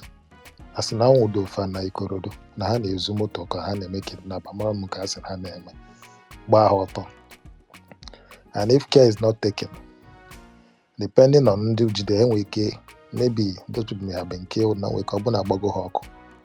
Ma ọ na-akụgo ha isi abụ okpu. You understand? But at the same time, no a politician, Zulego Caribbean dad Namambu, they cannot even think of. We'll praise them. We'll start calling them our brothers. We'll become so proud of them. Kita mmadụ ne ka na-ekwu maka Yahaya Bello bụ governor of Kogi, former governor of Kogi State. So ebe a niile bụ ebe anyị si eri mperi. Asịrọkwa m na enwe ndị na-ada agba mbọ. Many people na-agbakwa mbọ. But as big as Nigeria dị kịta, or as big as anyị Igbo dị kịta, abụọ dị ekwesịrị ịgba abịa, ọ bụ some few voices ga na-ekwu okwu. Oh, we want change, we want good governance in anyị Igbo. Onye ọbụla kwesịrị ịdị na-ekwu. Mana election ruo kịta, onye ọbụla echebe onye gabụ nwanne ọkwa Chima Christian bịara ebe a bịa kwuo okwu kịta. Election na ha abịa na Anambra. Mmadụ ọ na-asị, ona Chima Christian jikwa na-agba mbọ. Ka anyị ga-esi wee mee sure na ọ bụgo nọ na ward na onye a ji eburu political representative. So ebe a bụ ebe anyị si eri mperi. Anyị nwasị n'igwe bụ ike, ọkwa enwe ndị Igbo asị na ofu onye siela ọha ọ ericha mana ọha siela ofu onye.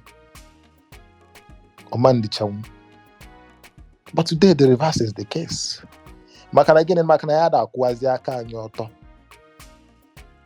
Akpụrụ anyị na anyị na-atọzi akpụrụ, we have become long throats. And these are the issues. So that civic responsibility and the Kumake as the office of the citizens, you cannot achieve it no one day kuwaro aka gị ọtọ. Na ọ bụ na ikwere osi oke otu esi eme ife a ka eme ya ọfụma. Mgbe election ga-ha bịara 2027 na ọ bụ na Chukwu na-adosa anyị ndụ. Mgbe ọ ga-elukwe, I hope na ịma njụ maka na ịma ala onye asị na onye a bụ your brother ma ọ bụ gịnị asị the same local government. Erigodu mperi na election support ya. Ama m ihe mee na Enugu State last year. Today, some of the people I look up to, for them, it doesn't mean anything again. Mananda Aboni na champion, oh, we want good governance in Anibo. We want Inekiri has role models. Mane they are in election na local government. They are like if only a bass. But everybody feels like no, let it go. It doesn't matter. So we cannot do all of those things and expect that some way, somehow, we are going to have a same society. Emeya na Akuru nke gị Oyoma Kobo, it doesn't mean anything. Emeya na Abuja, then Obuziala a problem. So these things are the issue. And just like I said, Ana-ekwu na Nigeria adịrọmma na Africa adịrọmma. We like to blame other people. We blame the white. We blame these other people. Onye abu the problem. Mana, mgbe oge olukwe na your turn, that you'll be inside your environment, inside your immediate space. Will you allow transparency? So that is our biggest problem right now. We are all yearning for transparency at other spheres where we don't have direct influence. Manoluzie never having well strong influence. We don't want transparency anymore. That is why today everybody is celebrating Petamba in Enugu. Onye say ga kanwo bisi na election na prepare not is flawed. From my place. We are from the same local government.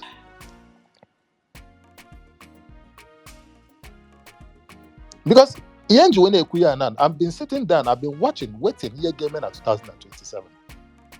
Or not even 2027, 2031, when Chukwunado signed, when we will now shift that government. Let me say now, in China and Nigeria until then. Power sways hand.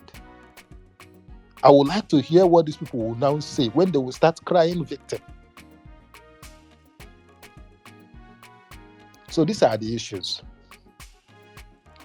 So we must educate ourselves to stand for the right thing at all costs.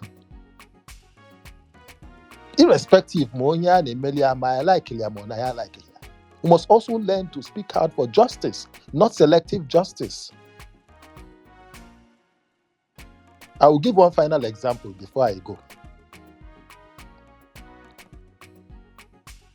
I will FML 2022, before the elections. I think around October or November. There was a court case against somebody who don't necessarily like. I mean, I myself, it's not like I'm much of a great fan. But I saw the flaws in our thinking. There was a court case there that favored Nnamdi Kanu that he should be released. Some people who felt they are outspoken in Igbo started condemning left, right, and center. Oh, government is trying to release him because, they want to use him to manipulate the election.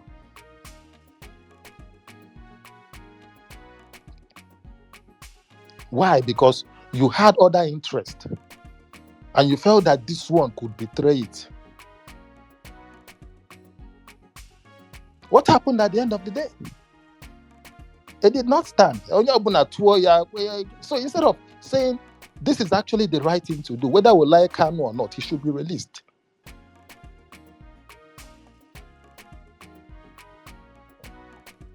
Now the election has come and gone. Some of the people who condemned the government, the court justice there, are now saying government should release Kanu.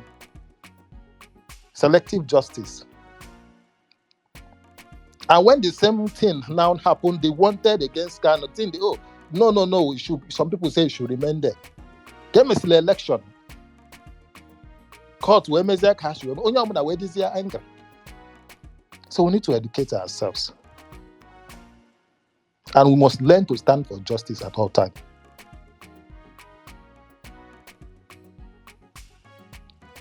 It should be applicable to everybody. It should be applicable to everyone. That is how our elders in the past, that is the kind of values they had. That is why they built the best economy at the time.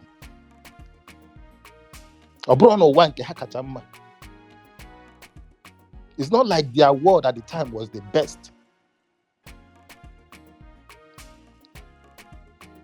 But today we've lost those values.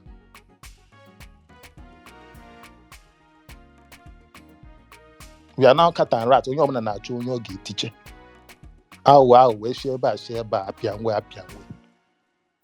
It's not going to work. And this is what the politicians are looking at. Milhaj wene mefaneme.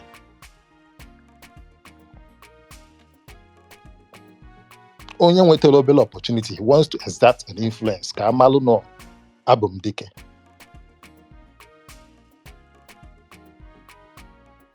So please, let's start changing the narrative. Just like I said, we are all leaders. If all of us start doing things the right way, it is going to impact our society.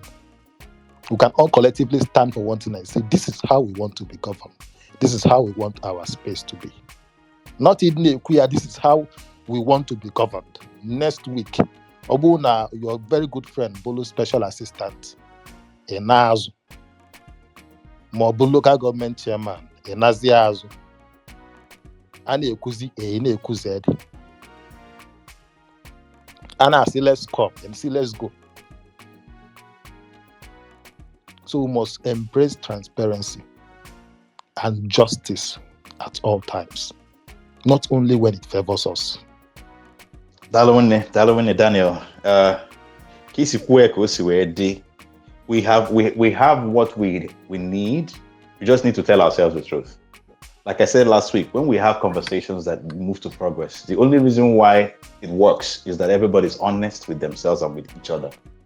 But as long as we pretend, if we pretend when we come to talk, and I might have a solution to an extent. We may not know the right approach to that solution, but as many as we are, as few as we are, as many that are listening to this space from anywhere, I might have our solution. So the truth is that I need to make a sacrifice. I got John wine. Do we like the status quo? If I the ketak or the no ketak, but if I again near, do we prefer that to the possible progress of the future? future then we have to make sacrifice. We have to sacrifice what we have now. Whatever way we are gaining from the rot now, we have to sacrifice that, or else we are not realistic. Because obodo Igbo and diaspora. When you ask them, they always read the history of the country they are going to be able to get a passport and become full-fledged citizens. They have to understand the country they are going to. And when you look at their history, you see that sacrifices were made. I'm not talking about killing people. Sacrifices were made. Men and women, young people, old people made efforts, sacrificed their time, sacrificed their resources, came together, fought very hard for decades, for centuries to build their country to what it has become now. So if I'm natural, we will have to make that sacrifice. If we don't make that sacrifice, like I said in the beginning, we will have to ask ourselves, how do we want to be remembered by the generation that will come after us? Because definitely we'll be remembered. The same way we're talking about our Hanese now. We're talking about the people that are leading us now. All these 60-something years old men are sitting on the boomers, okay? For the sitting on the Gen X. Well, whatever way you are describing them, whatever way you are talking about them now, will also happen in your own time when you are in your 60s and 50s. The generations coming after us will discuss us. Or the fire metal that would decide the context of that conversation or the content of that conversation. Well, I don't want to also like keep Woku before we close. I'll just give you 2 minutes or 3 minutes, then we'll close. I'll just take like a minute. Sorry, before you come in, I just wanted to respond to something that Daniel said. We need to understand that human beings are inherently selfish and self-preserving, and that bias would always feature in human, interactions and everything. So when you come and say, "Oh, are you transparent?" This is why we need to have institutions that work, institutions that protect the people. Because if you keep hoping that human beings, out of the goodness of their heart, will do something good, you hope till eternity and you'll be disappointed over and over again. So what we need to continue to press for are for institutions that that work.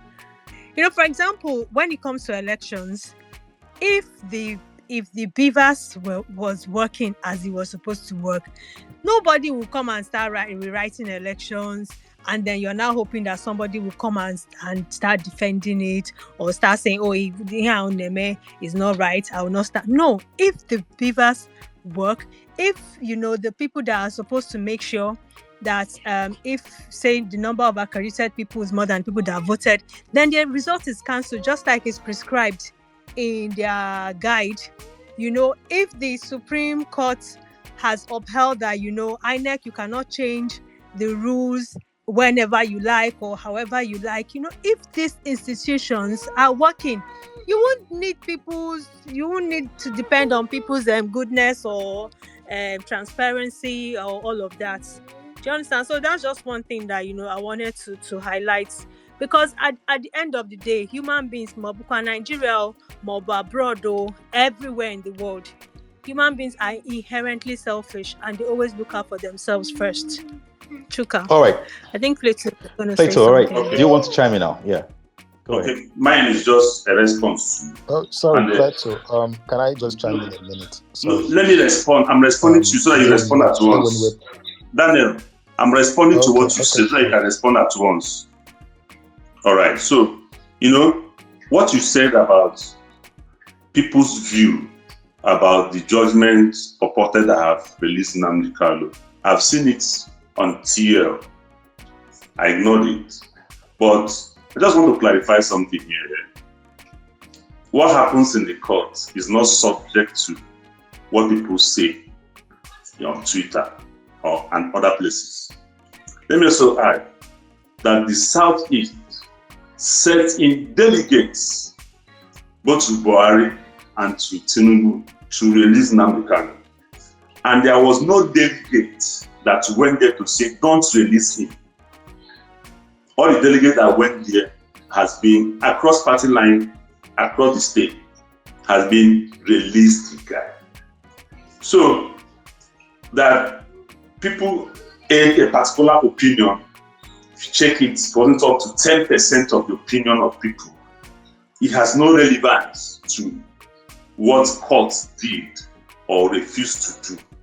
After all, prior to that, a court in even Romania did release him, and even the government should pay him some billions of naira. So that shouldn't be, in my own opinion. They say two truths can exist, not against you, but I'm not saying that both opinion can also exist. That he was not released or he was released has nothing to do. They know what they're doing, and it has nothing to do with what was said or not said on Twitter. Thank you. All right, Daniel, all right, no you problem. can respond now. Yes. Okay. So cool. I was giving instances, and I was giving examples of how we need to understand values, and react to things in the right way, irrespective of whether our interest is at threat or not. Whether government judgment has been given for 1,000 times, for or against, did not warrant that kind of opinion. It is not good. Let's be honest with it. Let's tell ourselves the truth. It is not good. And to what Nelo said, yes, Nelo, I agree with you. We need strong institutions. But actually, it is people who build institutions. Because when we're talking about institutions, we're talking about strengthening political, we are referring to political institutions. But politics starts from home. It starts from our villages. It starts from our communities. And how does it start? By our values and belief system.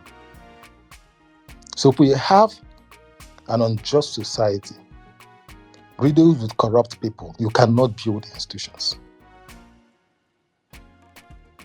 We have institutions in Nigeria,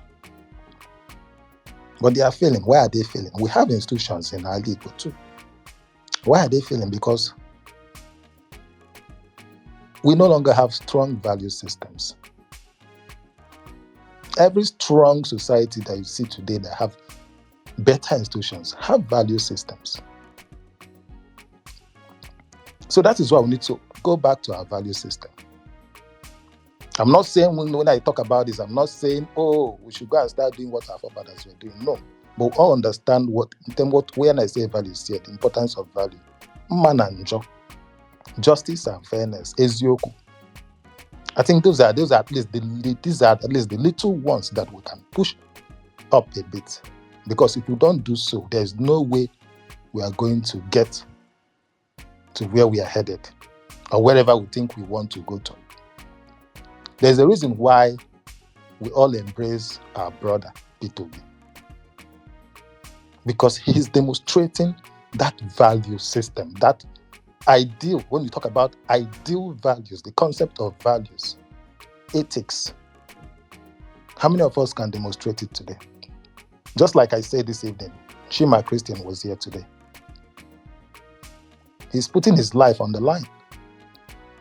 He's making sacrifices. He's a very young man. He can choose to go and do maybe a postgraduate or a PhD somewhere at Harvard or somewhere across the world, far, far away from Nigeria, where he will be respected, where he will be paid very well, and win international awards. But he's here trying to do something right. That is values. That is values and belief of doing something right. And that is why I said we need to have more people like him. Because he's just one person. That is why we need to also support him. Because if we don't do so, gullible people will come and destroy every single thing that he has done. When we have more people like him and have more people like you and many other people who are doing something right, then in that case, we'll be able to have institutions. But when we are few and we have people who do not care, then we'll have what we have today. And start waiting or believing in magical thinking that some way, somehow we are going to get it right. And that is why I say we must cultivate the culture of elevating values. We must start talking about it. We must also educate ourselves and also acknowledge that we have erred and it's time for us to correct our steps. Thank you very much. Thank you so much, Daniel. Okay, Uche is here. Uche, I know what is on now. So we would like it to just come in and Boy and Kenke have like 3 minutes. I round it up. There we Download. go for it. Thank you so much for this show. It's very important. I've listened. I'm sorry for coming late. I had some other engagement today, so I've listened to a couple of submissions, and it will only be right that I also make my own submission.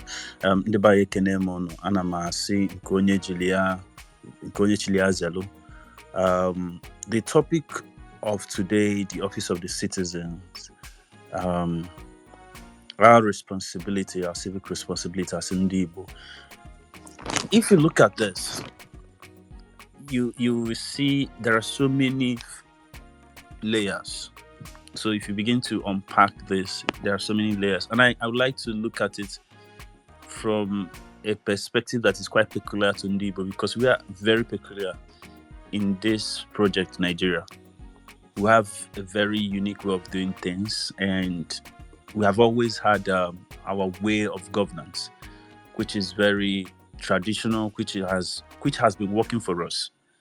And what has happened over the years is that we more like we have literally abandoned most of them and have relegated some of the responsibilities and the roles to charlatans in our society. And this is because Chuka and we are discussing about different type of elites in the Igbo land, and we talked about purists and people who are not purist, I should say. So the purist elites, most of them, they don't want to get close to the responsibility. They don't want to be involved. They don't want to contribute because they don't want to be soiled. They don't want their hands to be dirty. And if you also take down, just leave the elites alone, look at the middle class. It's also very prominent among our people, can be very puristic. Like, you see our people, many of them who say things like, I don't want to be involved in anything politics. And they mean it. Forgetting that politics is responsible for every day-to-day activities, everything about your life. So why are you not going to be involved in something that determines your future, your economy, your progress, your everything? So the puristic mindset many of our people exhibit is problematic, and I think sometimes it comes from a place of ignorance. Because if you truly understand the implication of being aloof or staying away from the polity, really, you see that your absence creates vacuum. If you think you have something to offer, if you think you have something to bring on the table, and you're not coming closer, you are giving room for charlatans to come closer and take over. And this is something that has happened across board. So you notice the quality of people who are deserting the region, who are leaving the region, who are abandoning the leadership and all the things that are supposed to be occupied in the region. Most of them are going far away. They are going elsewhere. So leaving behind very few people, and when you have very few good people, it's going to be difficult for them to have strong voice. But here's the deal. Here is the game changer, because it's not all bad. Sometimes we try to paint the situation very bad. So it's not always bad. Now we have a social media, we have a media, have internet. It has reduced any type of excuses. So we can actually connect with one another. Look at what Kedu app by Bitcoin is doing, for example. We can look at means, of course, look at what Kunie Media is also doing, connecting people from different geolocations, from different countries, from different parts of the world, speaking on one particular subject seamlessly. That is what technology and the media has done for us, and we have to be very, very, very intentional in utilizing it to coordinate and take certain responsibilities that are left undone within the region. Let me tell you something, because I live here, so I know. I have been pressured. I have gotten a lot of pressure, a lot of offers, a lot of things to relocate or leave this place. One of the major reasons why I've not left is that I have some projects that I believe that once I accomplish that project, then I can now say, okay, I'm done. And without me being here, I feel like that project will not be completed. And I have had this countless of arguments with a lot of my friends who have left. You need to leave this place. This is a hellhole. This place is rubbish, this and that. And I keep asking myself, if everybody lives here, who is going to stay here? So we need to fundamentally talk about this. We barely talk about it because we do seem not to see it as a problem. If you interact with people who are closer to the government, closer to the traditional rulers, you understand there is need for the right people to take charge of leadership. I was talking to someone, I don't want to mention his name, this afternoon, and he was lamenting that a particular young man was encouraging him to leave, encouraging every other person who is in tech really to leave, that nothing is happening here. He was literally discouraging everybody. And he was so frustrated that he was trying to explain to him that there are things we can do, and the man wasn't even having it. And this is somebody who has been in the industry for years, yet he doesn't have any good thing to say about the place he has been operating. So you see people who have nothing good to say about where they are from, and you ask them, what are they bringing? What are they contributing? They really want it to be. Absolutely nothing. Is either they continue to complain, lament, to highlight the problem, the challenges. These are the things they continue to hear. Pick up a particular direction, pick up a particular problem, keep solving it. This whole problem that we have in the Southeast is everybody's responsibility. You and I, the elders, if we keep on pointing accusing finger to the leaders, they're also going to be pointing accusing finger to at us, because they think we are useless. They think we are not responsible. They think we are Yahoo. They think all manner of things. The same way we think of them, that's the same way they think of us. So we have to understand this and begin to take very intentional efforts, make sacrifices. What are you going to live for? What are you going to be remembered for? If you die today, tomorrow, what are you going to be remembered for? These are the things that I keep saying. It's not about singling out a political leader or singling out a political party or singling out people or group and heap the blame on them. It's not alone. There is enough blame to go around.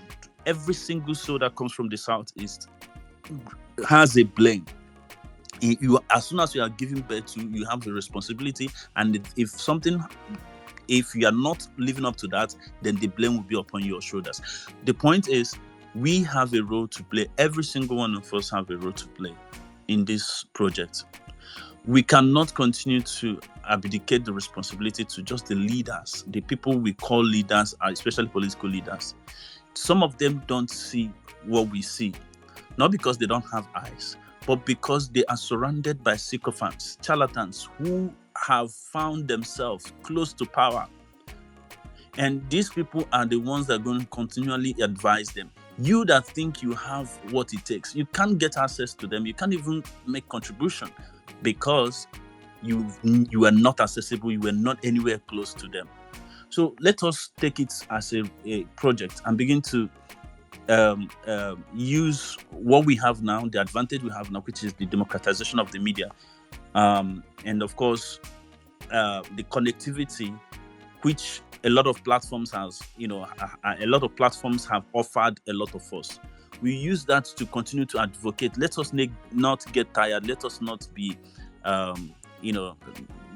never give up. Really, because the whole idea of making this place a better place for us is everyone's responsibility. So, Kunyemida, I thank you for what you guys are doing. I thank everyone for your contribution, and I really appreciate this recurrent conversation that we usually have on different topics bordering on labor, because it's very, very, very essential. Because without it, we would not even understand the level, the extent of damage or extent of need we have in our labor. So I yield here. Thank you, everyone. Dalwin Uche Okoye, Anambra First Son. That was a beautiful submission. Thank you for bringing our attention to the things that we should be thinking about. This brings us to the end of this conversation. Well, we were supposed to have a 2 hours conversation today. It was an experiment, actually. We believe that the more compact this conversation is the more fruitful it will be, the richer it will be, and the more engaging it will be. So we have decided to reduce it from 3 hours to 2 hours. And today we've been able to do it for 2 hours, 20 something minutes. That was an experiment, and we can see that it works. So from next week, we're going to reduce it further to 2 hours. We're going to try our best to keep it within 2 hours, because the better people can take, the more people can take, the better impact they can make. Some may not be able to sit or listen for an extended period. And sometimes our guests also, they are amazed when we say that we do it for 3 hours, But, to Twitter space, really. But this show is not Twitter space. This show is a talk show that is hosted on a Twitter space platform. So we want to do it in a way that works for a multi-platform a multi-platform talk show, right? So that we can reach more people, and so we can engage more people, so we can have people sit or stay and listen for long enough to be able to take enough. That's the idea. And for that reason, I'm appealing. I believe in Nigeria. I believe in Africa. I understand that. And I believe in Igbo understand the value of time. If you have been paying attention, this is the 19th episode of this show. And from the first day we started this show, from the first episode till now, we start by 8.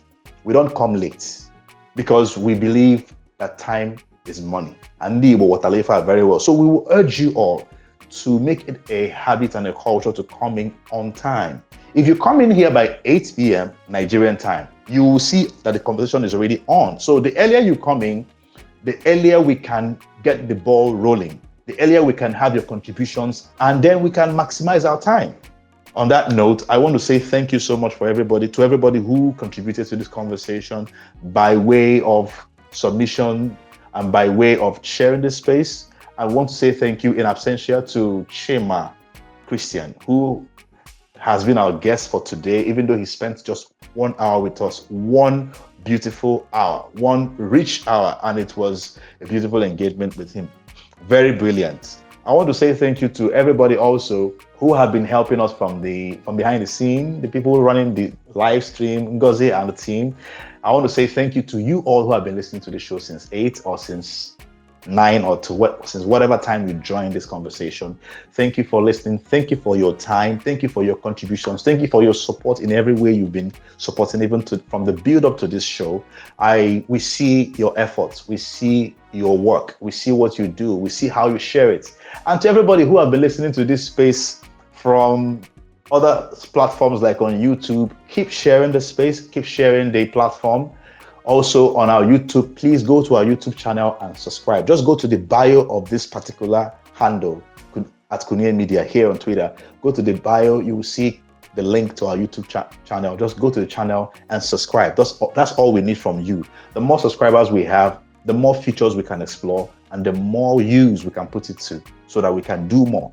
Thank you again to Chinelo, who has been my co-host here. And thank you to Anambra First Son, who has closed his submission with a beautiful submission. I appreciate the fact that we have been able to do this for this long. In fact, we are looking at how to take it to the next level.